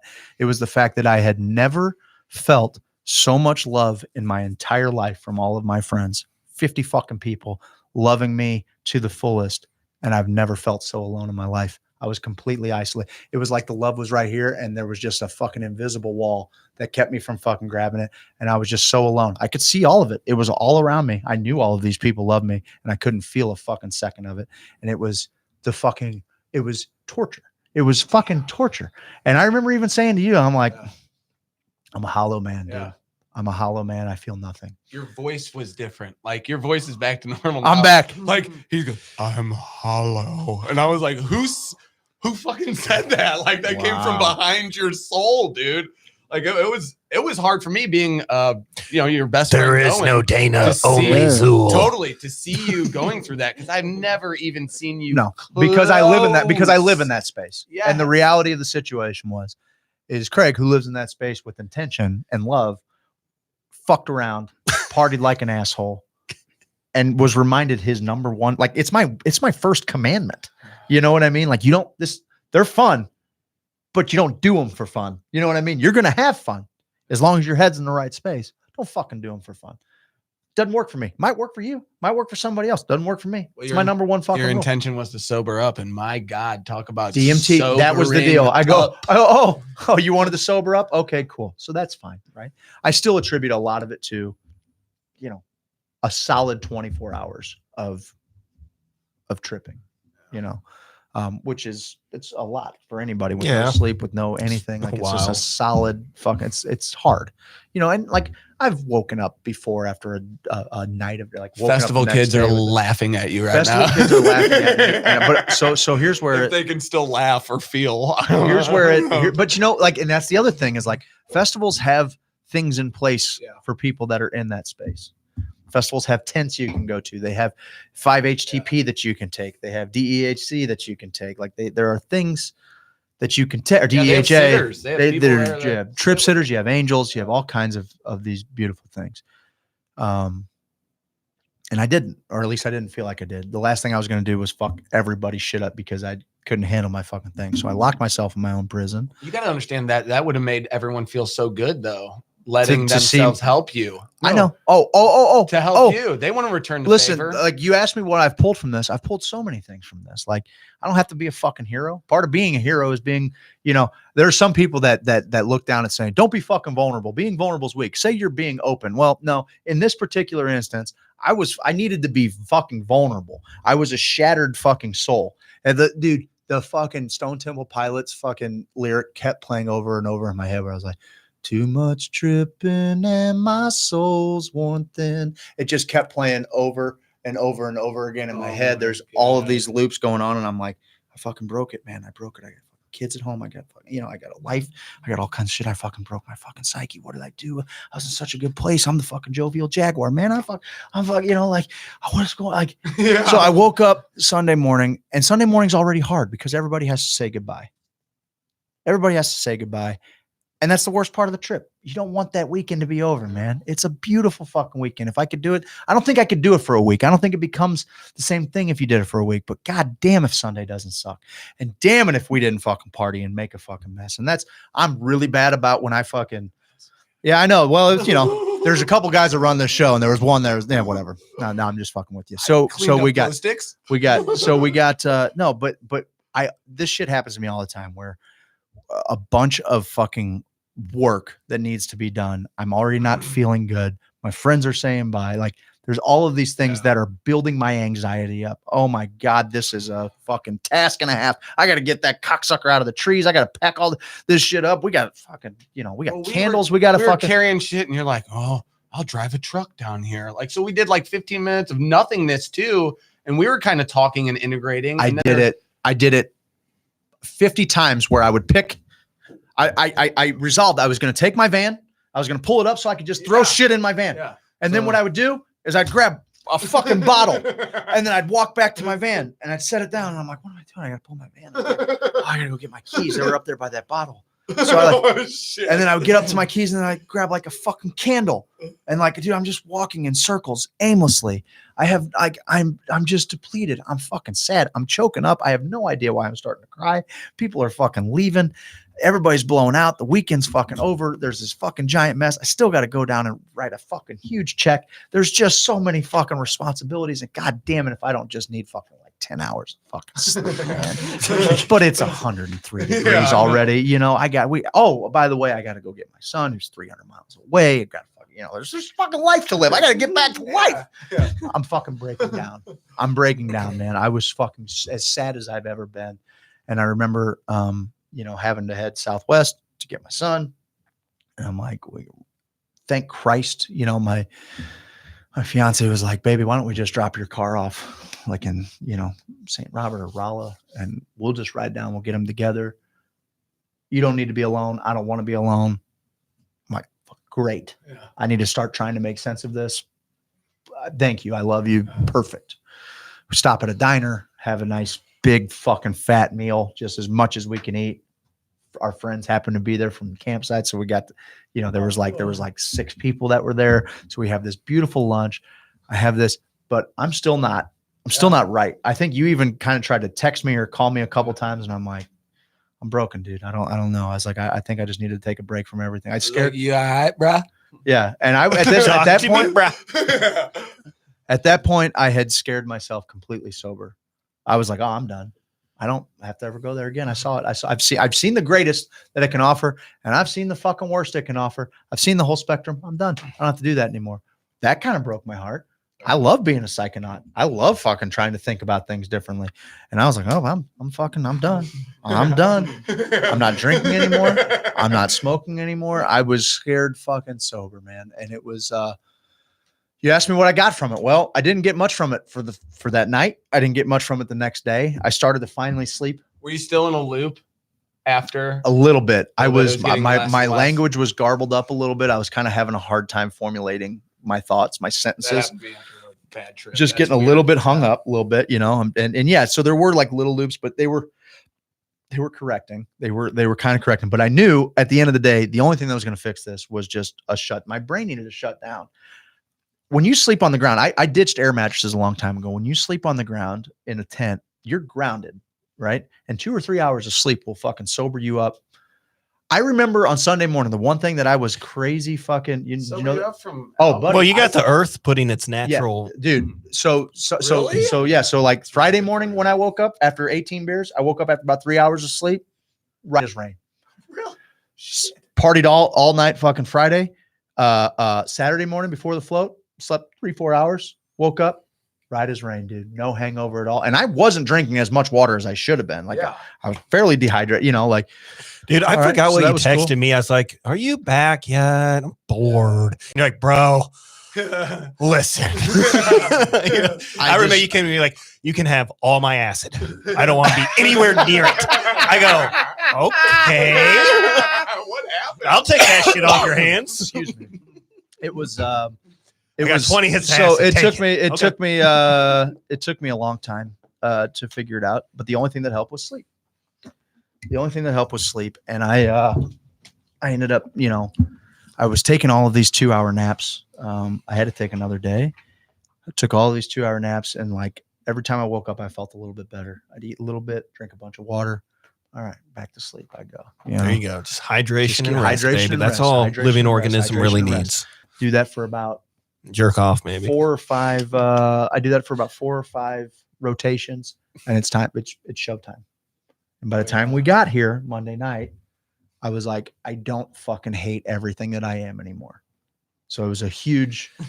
I was worried because I was like, the way he looked at me, he's not only quitting the show, he's quitting his job. He's quitting, you know, being a human. Oh. Like I was like, he's gone. I know. I remember like that stuck. I actually saw that moment from a third person perspective, which was weird. I saw me look at you like I had nothing. I have nothing in my body that makes me feel good right now. There was nothing there. It was and guys, like I tell you this story because don't be a fucking dumb shit. You know, sometimes you might take too much. That's okay. Oh yeah, sure. Taking too much is not the problem. Not asking for help when you need help is the fucking problem. And that goes way beyond psychedelics. That goes for any fucking Taking too much just all at once. Yeah, well, not a problem. But 24 hours and you're like, better ongoing double down on some DMT to sober you up. asked for a walk in the desert and you got one. I did, brother. That's how it felt for sure. I got one. Be man. careful what you wish for. So as I, you know, and I want to say like one thing, what better interview to come out of the gate after Cotillion? Buddy, I was like, You nailed it. Like Danny Nemu, and if you guys have not listened to Monday's show, that is an hour and 15 minutes of tremendous psychedelic content. Psychedelics in the Bible. He breaks it all down. The 10 Commandments are Icaros. Get the fuck out. Anyway, it's like awesome stuff. Really cool. But as I come to like I have been able. I didn't know what that darkness was. I didn't know what that darkness was a couple days ago. I didn't know. It's taken me, and I'm only going to get more. And I write it down and I record it right now because I want to go back and listen to it. And I want to hear what the fuck I'm thinking about all this because it does change. You know, sometimes you'll have a trip and you're like, oh, but explaining the ineffable takes a lot of attempts, you know, and you're never going to get there, but you get closer each time. And so every time, like, you also can get further away from like the truth of actually what happened. But this one's burned in me. So that's why I wanted to talk about it right away. I wanted to talk about it right away because I want it fresh on my brain, you know, because that shit will start to melt in with other thoughts, and things like that. So, I'm a better person for having experienced that horrible place. I'm a better person for having experienced the entire weekend. I absolutely was afraid that I wasn't going to be able to do this again. And the next time that I do, it might be way down the road. I'm going to be far more. I'm going to go back to my roots. I'm going to go back to who Craig is, which is a guy that, like, if he's going to explore his consciousness a little bit, he's going to explore it coming from a sober place and take my own advice. And I'm going to place the proper value on the people that I love and I've surrounded myself with, because I really pride myself on having great taste in friends and people that understand how to love and understand that space. And, you know, and all I had to do was lean into them. We could have stoked that fire. We could have sat around that fire, held hands, and we could have done a breathing circle. And I could have put on maybe like Snot Tom Carr or something like that, like a Kundalini rising, some kind of really nice little chant or something, and we could have all had Or like something Here really. Comes the Sun. Like, Yeah, we ever maybe hear not. like a No. top 40. No, we Like, can't hear a top 40. That's the whole deal. What's the I deal, wanted though? to 'Cause that's- die. That mainstream stuff puts you No, in a no. weird place when It you're. kills me dead. I see Yeah. zombies. What about it like kills an me dead. Right. or like, you know, a No, guy who's well- or like you were into Crosby, Stills, Nash and Young. Oh, and the totally. stuff they're No. singing, No, like- listen, all of that stuff's great. I can listen to the Avids. I love the Beatles. I love Here Comes the Sun. Yeah. Abbey Road is my favorite album. Sure. All that stuff's great. But But it in that doesn't work? particular deal, I feel like kind of repeating a mantra and everybody kind of breathing and actually kind of, Kundalini riding, getting our energy up and kind of trying to project something into the heavens is something that would have lifted me out of that space. A song that I've heard 6,000 times Yeah. is not going to It would change my take me. headspace. It would take me somewhere else, which is what music like that does. I'm like, oh, I remember in 4th grade when I heard this song in the car with my dad. totally. You know Yeah, what I mean? The feeling that I felt then is what I feel now. Yeah. Not what's happening now. Yes. So- And I feel like when it's just like, you can't associate that top 40 shit with anything positive because you I don't like associate it to with begin. thousands and thousands of things. Oh, well, And here's then the it's just deal. noise. this is what I was dealing with I for want to hear the better live half of the music that I've camp. never when- heard before. That's the it. great thing about music, though. Have you not ever heard a song either sung by someone else or in a different moment, a song that you have heard a million times, and maybe it was in a movie or maybe it was in a commercial or something or playing during a new moment Totally. that totally puts, or you hear a song when Yes. you're a kid and then you hear the lyrics for the first time. Yeah. But And you're you're like, just fuck, describing that's what strange. marijuana does to me. It Oh, just makes me for like sure. appreciate music. Like, holy shit, Yeah. never heard this No song doubt. before. Totally. No Heard this song doubt. 10,000 times, but I've never heard it. Yep. I think the reason why in this particular instance, like, and I'm not talking about Schwangel, I'm talking about someone that's singing mantras, singing prayers, essentially, right? But like, you don't know the words. oh, I mean, I do, but I mean, they're mantras to repeat. I What do you listen to mean? I listen to them enough, like Oh, Ong like- Namo or something like that, or like even like Hallelujah. Like I'm talking about Snatam Kaur, which is she's a yogi. Yeah. And But what about like the Icaros? Is it Peruvian a language? I'm obtuse to that. it's what they speak Spanish in Peru, but there is ancient language, tribal yeah. languages that go back. like to the that's what Icaros. I'm like. I'm not talking about that though. I'm not talking about medicine music and that. I'm talking about something that we can Okay. all breathe to together, almost a guided meditation. Okay. That is something that would have made me feel alive. And all I was searching for was who I was in that moment. I wasn't searching for who I was in 6th grade or the first time I heard Yeah. Here Comes the Sun. Gotcha. I was searching for what made me up in the moment. Where is the love inside of me? Because I feel so far removed from it, even though I can see it. I was surrounded by it. I just couldn't feel it. And I just wanted to tear that fucking wall down, dude. You've heard that song a million times though too, the Ong Namo. That's just a kind of an example though. I just wanted something that we didn't even have to play a song. We could have all sang it together. It didn't matter. It could have been That's what I'm just saying. anything. Like, Just fuck. yeah. We could have probably said the fucking Our Father. Jesus, I probably shouldn't call it the fucking Our Father. That's fucking fine. Our I believe in Father. God again, so we're Jesus, good. We're good. I probably shouldn't have said the fucking Our Father. I Now, got a Craig- +1 now. Craig, so I'm like good. you said earlier, like people look up to you and they, in this kind of a situation, like, Yeah. and I've learned a lot just from listening to you about psychedelics. And I had a friend, she ate some shrooms for the first time in like a long time. Okay. And she's texted me not having a good time. Okay. Hit her. She's in a bad place. Okay. And I think WWCS, what would Craig say? So I tell her, I go, don't worry, nothing's real. That didn't help at all. She was like, I don't know. I'm not real. well, never mind. Yeah. You're real. You're real. You're real. You should have told her that it's all good because the FBI is right outside. Yeah, you're good. All you gotta do is just go tell them you need to I take just- her to the hospital. I just like, No. don't worry. Do you remember the stuff they had that was like fake pot, like K2? Yes. Summit Oh and stuff? yeah. And remember how it got real weirder and bad. weirder and weirder? As Yes, it was essentially That shit, incense. that The shit worst- tastes like potpourri. the it worst was incense. The worst Ugh. experience maybe I've ever had in my life was I smoked some of that stuff, and I went to this place without love for like 5 minutes. It's just scary. But like my best friend saw the look in my eyes, and he was like, "Oh fuck." Yeah. You know what I mean? I was like, I just need to go be alone. Yeah. I just do. need to go be alone. when So I that sort shit of, first came out, I right? remember like how big of a deal it was, and I was like, "Oh, guys, you should really just smoke cannabis." What, right. And I remember I tried it it. was wildly popular because there's so many people who can't. I tried it. Yeah, if you pass a piss test, Right. nothing picked That it was up. the first time me getting high. And I Really? thought It was the Really? stuff. Yeah. It was terrifying. Oh, yeah, that's terrible, It dude. wasn't 5 minutes. This was like an hour. Oh, of yeah. just like cuddled up in my bed crying like, oh no, the drug monster got me. Oh, it's Dude. the worst. Yeah, Yeah, man. trying So to you help felt me. you felt Yeah. like this, that it's like I said, Just it the wasn't feeling. hate. Yeah. It wasn't even Nah. it wasn't hate. I can deal like fire is life, you know, the fire of hell. Like I'll figure out a way to navigate that I shit. mean, I'll find a buddy down there. When you fight with Right, the girl, right, you know, yeah. throughout your whole life, it's like, oh, we're fighting, we're back and forth, Sam and Diane. When they finally don't give a fuck about you, it's like it's the worst, fuck, man. Diane It's the moved worst. on. The opposite of love is indifference, and I fucking floated in it for. If it wasn't an eternity, it was 2 of them. Holy shit. It was scary, dude. And it was only, you know, like there's a video of Ari Shaffir, famous comedian, and he smokes salvia, right?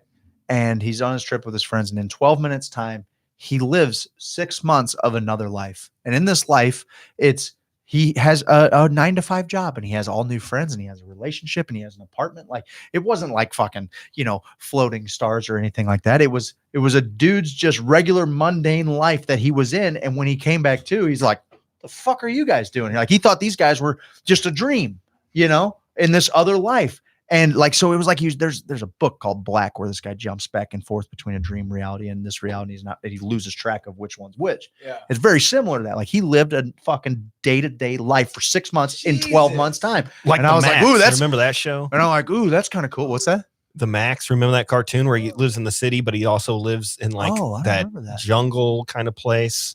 I don't Hey, remember. nobody that. remembers I'll check it out. Oddities on MTV. Is it the purple? Yeah, the big monster purple on dude that MTV just fucking with the little shreds girl? people. Little girl Was there a little that? girl? Yeah. And that one dude, Aeon Flux was on there too. Oh, No, but that that- was on Oddities or whatever. wasn't Eon it? Flux was on Liquid Television. Yeah. You are like a I wealth know, of MTV Jesus knowledge. Christ. Oh fuck yeah, quiz me, baby. I Let's like do it. I like it. I've always wanted to use the Liquid Television theme song in some way for the show, but they say Liquid Television in it. Oh, so, yeah. But it's, dude, that is a Schwangly We can kind dub of over song. it. We can. That's Hoosier television. Yeah, we can dub right over it. do that. Yeah, man. That was killer shit. I'm better Do it all the now. time. I got the the bad trip that I sought. I think part of the reason why it was hard for me to integrate and you know kind of acclimate to society again was because it didn't come from a place like if I prepare for an ayahuasca ceremony, I fast for weeks. I go in with intention. This is what I want to work on. It might not be what I fix, but something else will be fixed. My body, yeah, I've prepared the soil for this medicine to get me in all the best ways. And in this particular instance, it was like, let's see how much trash I can throw down my gullet that will spin my brain out. Let's do that.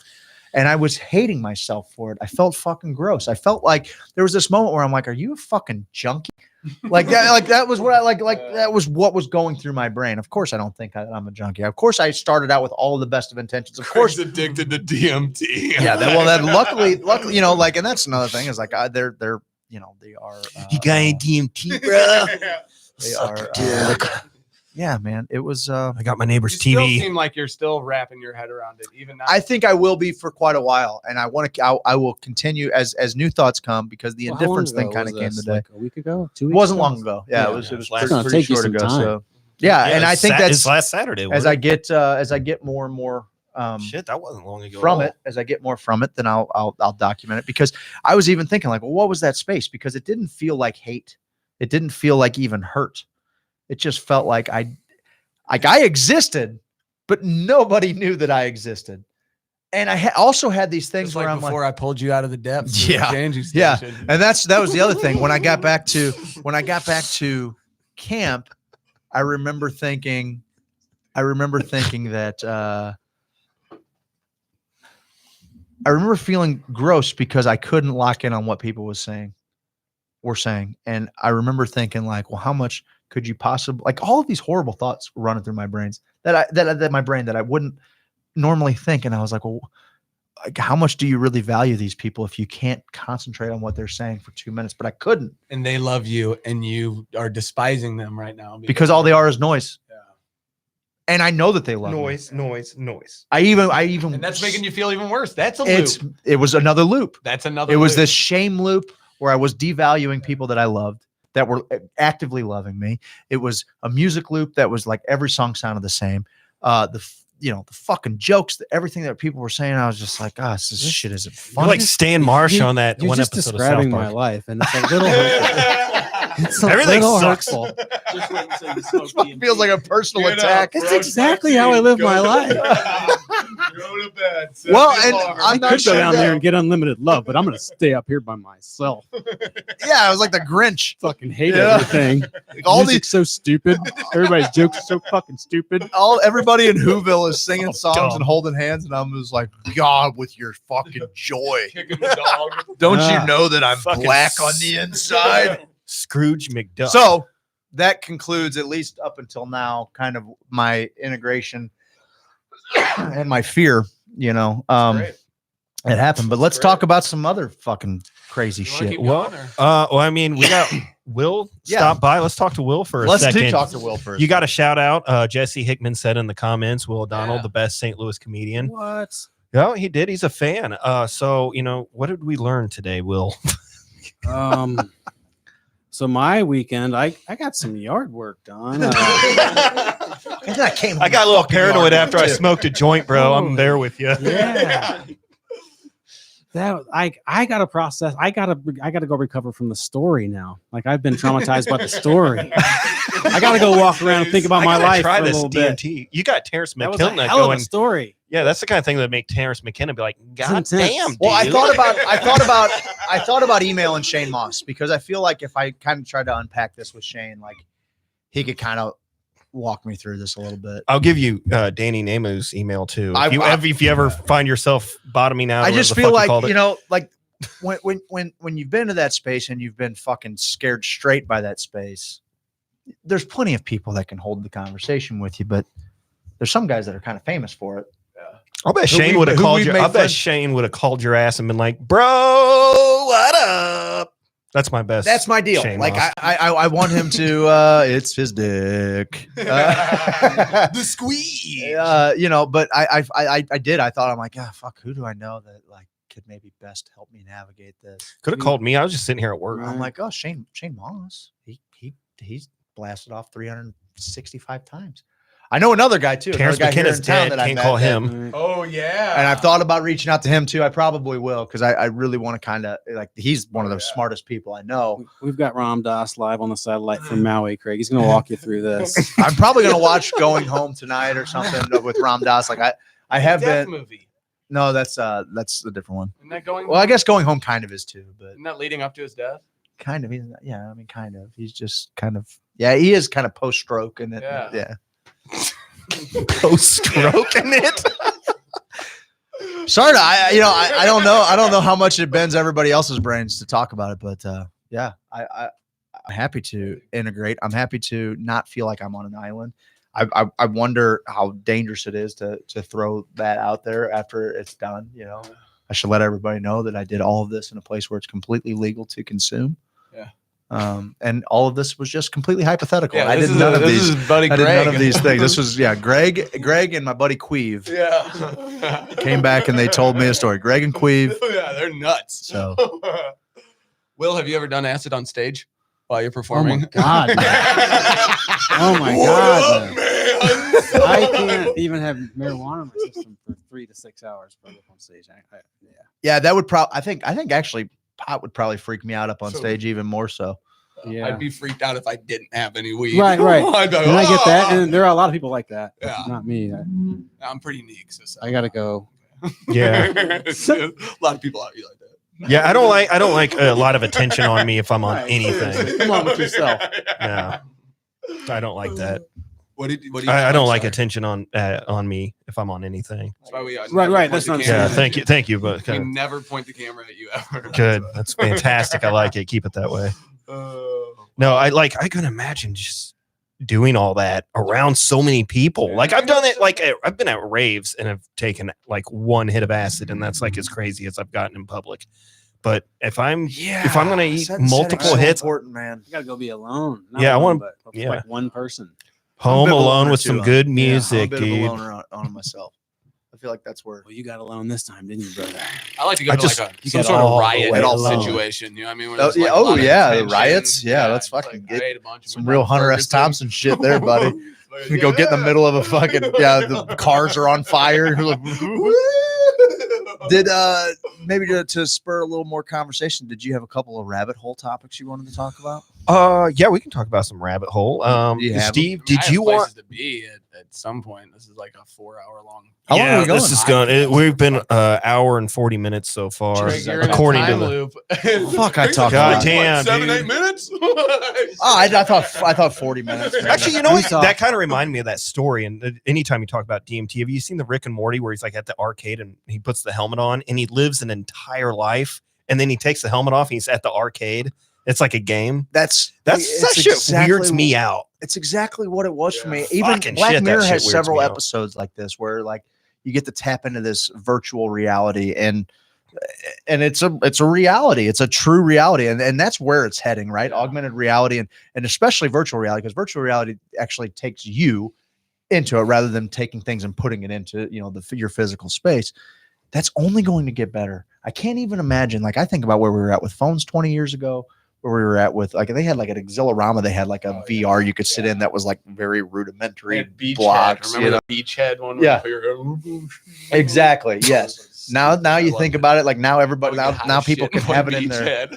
now people can have it in their living room, and it's only getting better. Now Okay. they have Neuralink where you can actually plug yourself into this. That fucking freaks me Okay. out, man.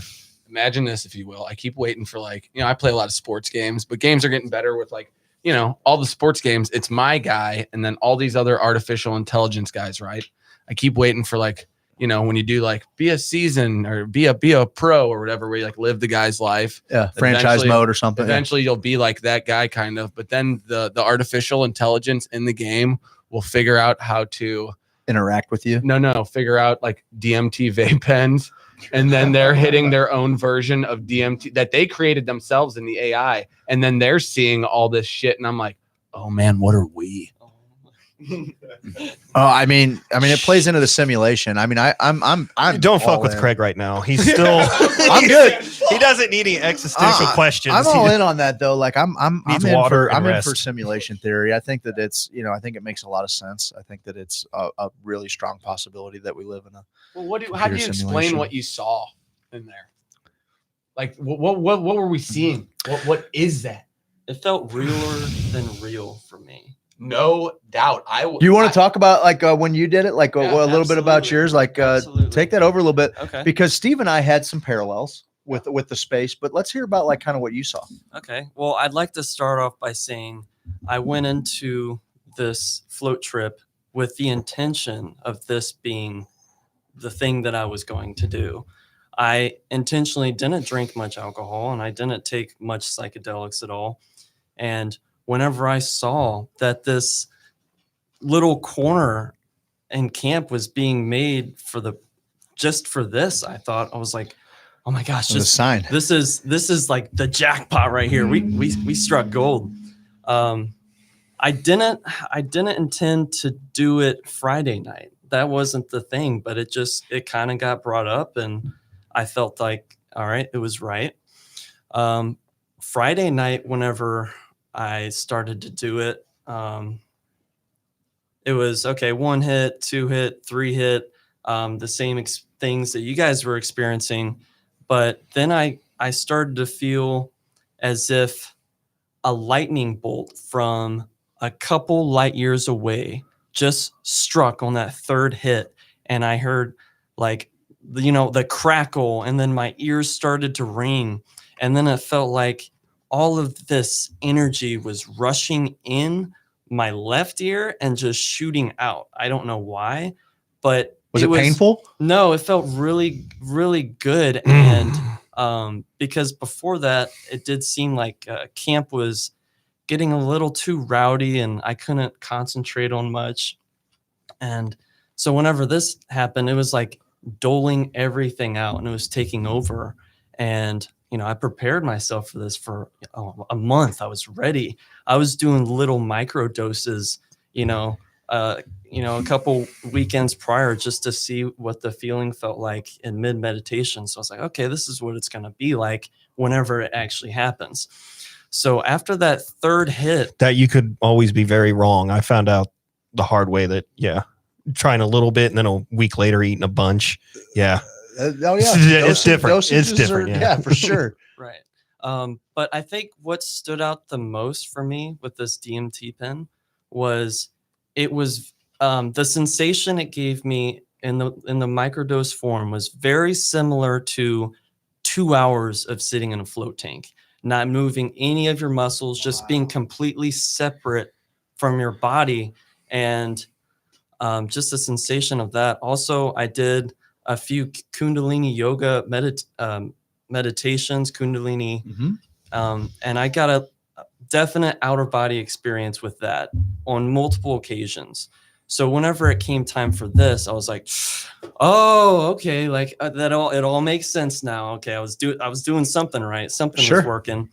So on this third hit, that feeling was just magnified with all the auditorial things. The sound of camp got tuned out. Even the music, it seemed like the ringing was so loud that the music was just gone. Totally. And it was bumping.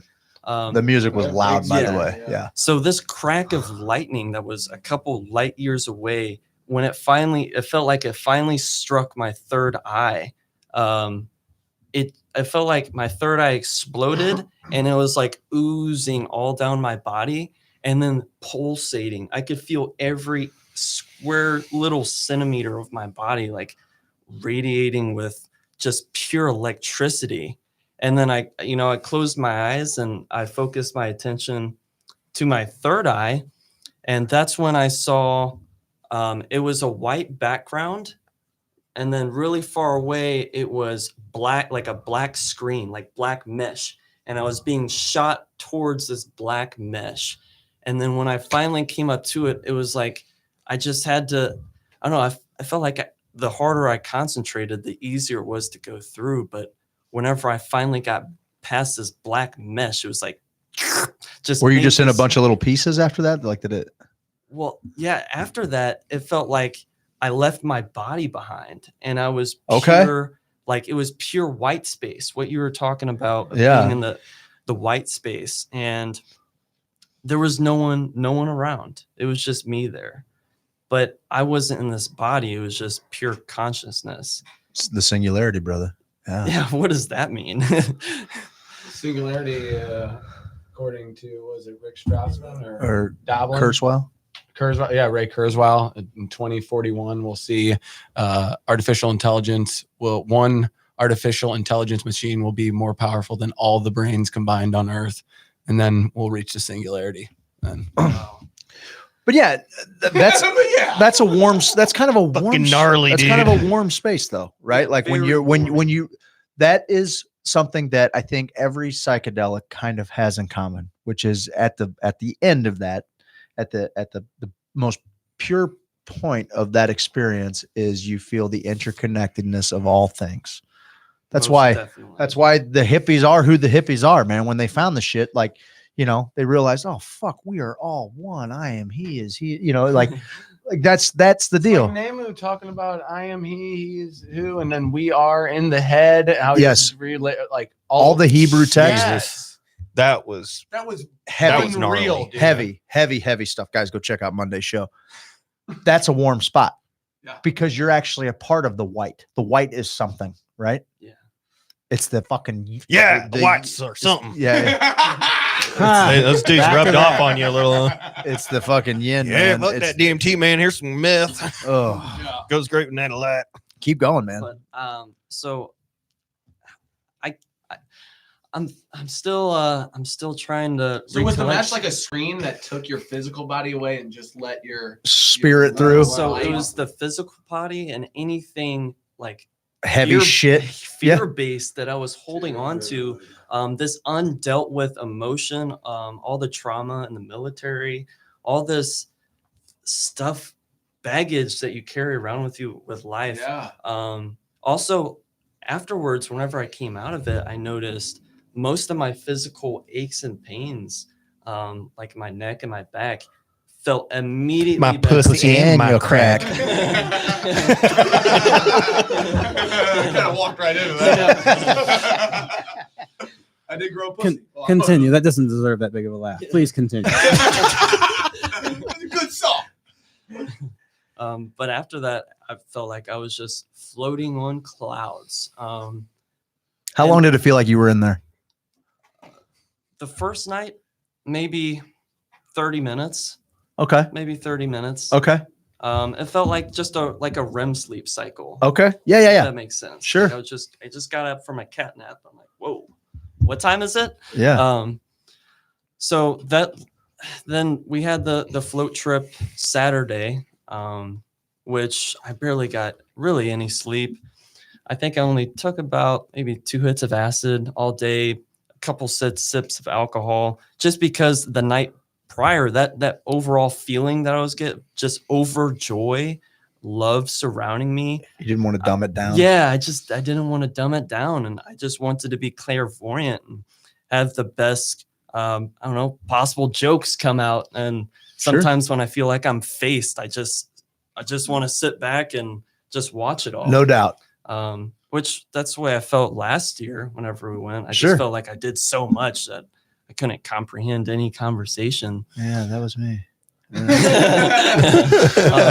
But when it finally, it's always one at every party. When it finally came time for Saturday night, I didn't want to do it again, but I was more than happy to share just because of what it did for you, what it did for me. Yeah. And that's really all I thought about Saturdays. I cannot wait until I get to share this experience. So whenever it came time to share with people very, very close to me, I didn't even have to take it. I just you could go right back there.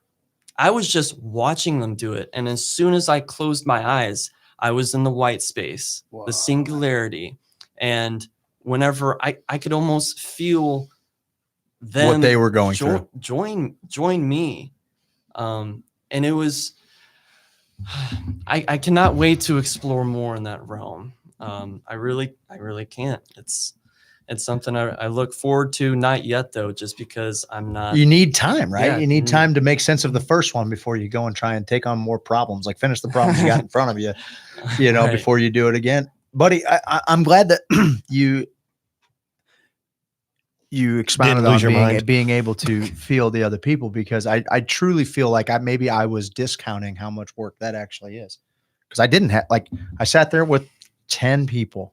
And I sat through fucking a Spangle song with each one of them, or a Parangi song, or just what I would call, now Spangle I wouldn't necessarily call ceremony music. Spangle's like, I'm going to put you in a fucking maze, but I have a lot of ceremony music and a lot of loving music and stuff like that. And even all of that, no matter what it is, like when you decide that when you commit to holding that space for somebody and like, you got to stay quiet in it. You got to kind of be up for the journey with them.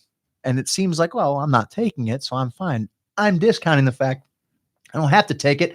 I'm on fucking 20 hours of fucking psychedelics. Like I've taken it. I've fucking bought the ticket. I've taken the ride, and so like every time someone wants to go down there, fuck yeah, I want to be there with you. I'm fucking honored, man. It's like asking me to the dance, fuck yeah, I'm going with you. Fuck yeah. So when you acknowledge that, like, you're right, you can, and you know what's amazing is there's going to be something that happens in your everyday life. A smell is going to trigger something. A taste is going to trigger something. And you're going to be like, ooh, that remind, like, I love, like, trip recall is something that will, especially when you're from the throes of DMT. I've never looked at a street light before up close. I looked up over my head. It's all black lit hexagon miniature honeycomb. And I'm like, get the fuck out of here. Because that's the shape I was seeing in there. And I'm no doubt. Okay, get the fuck. I even said that during like the first minute. I'm like, get the fuck out of here with this shit. I thought I was like, oh, acid and mushrooms think they are super cute. I was fucking met the big dog. So what do you think? What do I think of it all? I think it's very, very powerful medicine that needs to be respected. And I think to get the best results, you need to go prepare yourself mentally and physically, or else you may end up, going in circles. You might fall through the bottom. No doubt. Yeah, all these things, like, I've famously made the joke. I'm like, everyone should do fucking drugs, man. But now, like, I'm like, okay, you got to stop saying that. The kids are going to listen to you, Steven. Right. Okay. Because this shit can break a motherfucker for real. Like, I've even been there with a long acid trip when I was like, oh, this is too long. You live here now. Because I had slept fully and woke up and I was back. And I had the same thing as him afterwards, where I was like, hey, Greg, oh God, why is my brain taking so long to function? And I was like, oh, I'm going to be different forever after. I mean, I came out of it, obviously. Look at me. But that was still a very, that's why I'm not scared. I just know that space existed before. And I did a lot of hallucinogens when I was like lying to people in college. And I'm like, time to go party on some mushrooms. And they're like, oh, you want to party on these things? You want to feel a world of regret? You've disappointed your parents. And I'm like, oh, come on, man. I'm just trying to have some beers. Can I please? Yeah. But yeah, this is, I mean, I think intention and I think you can kind of pick what you pull out of it too. No doubt. Like, I think if you really give it, I think it's different for each person. If people have the same exact trip and it's trying to teach the same lesson per se, each person can kind of get their own lesson out of each thing. And I think that's one of the most amazing things. And I think the music you put to it and the people you surround yourself with and what is going on before you enter that space, like what kind of mind space you're in before that, what you eat, all these things can come into play when you're taking these powerful psychedelics. And, it's a fucking journey, man. It's a legit journey. Like, you got to respect it. We're going to wrap it up, or what? I think we should go ahead and wrap it up. Anything from you, Will? Yeah, what do you you look doing like you lately? have so many thoughts. I'm He's like, do you have any of that on you now? yes. Scotty, Did you bring one about of you, those? buddy? I'm good. Scott is frying over here. I got. You guys just cleared up like everything. I was like, I didn't experience any of that. I just drank and ate some shrooms and took some acid, but I socialized most of the time. You got a great laugh, dude. A couple times in camp, I heard different laughs coming, and his like, ha, ha! And I'm like, hell yeah, dude. Dude loves him some Jewel too. Who would have thought? Dude Loves him some Jewel, no Wow. doubt. Shout out, The singer? shout That out is to a Miss and great Jen for laugh. giving us some Jewel. That was awesome. That was. That's The fucking language of laughter is a beautiful thing, great. man. No, Everybody's doubt, got a little bit different accent No when it doubt. comes to laughter, and that's something that you can sit in and enjoy when you're in that space for sure. dude. I love It's, you guys. it's the only goddamn thing I understood all weekend. It's like wah, wah, wah, wah, wah, and I'm like, oh, somebody just laughed. Fuck, somebody just laughed. Shit.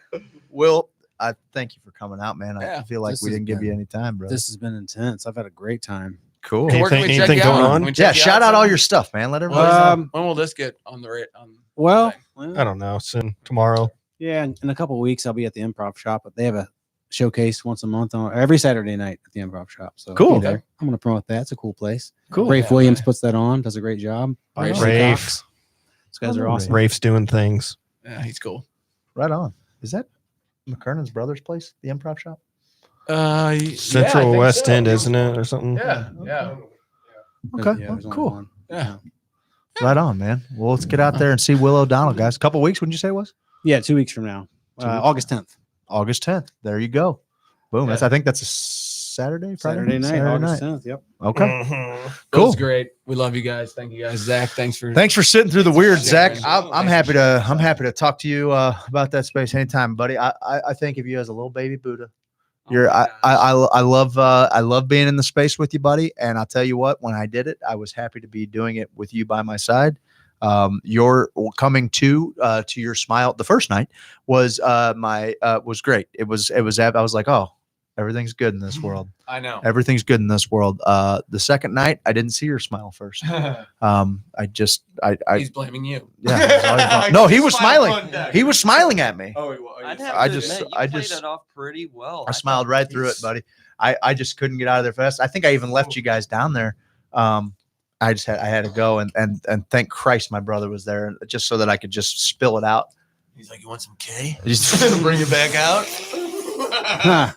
Guys, that's Hoosier Sophisticate, Uncensored podcast. we talk about the weird shit. Check us Do out. we want to name any of our sponsors for this? Nah, probably not. No, we'll Probably yeah. not. Probably not. We do have some terrific sponsors, though. This everybody. one's sponsored by Jonathan. serotonin and oxytocin. And God damn it, quit taking that shit for granted because it's your entire fucking makeup.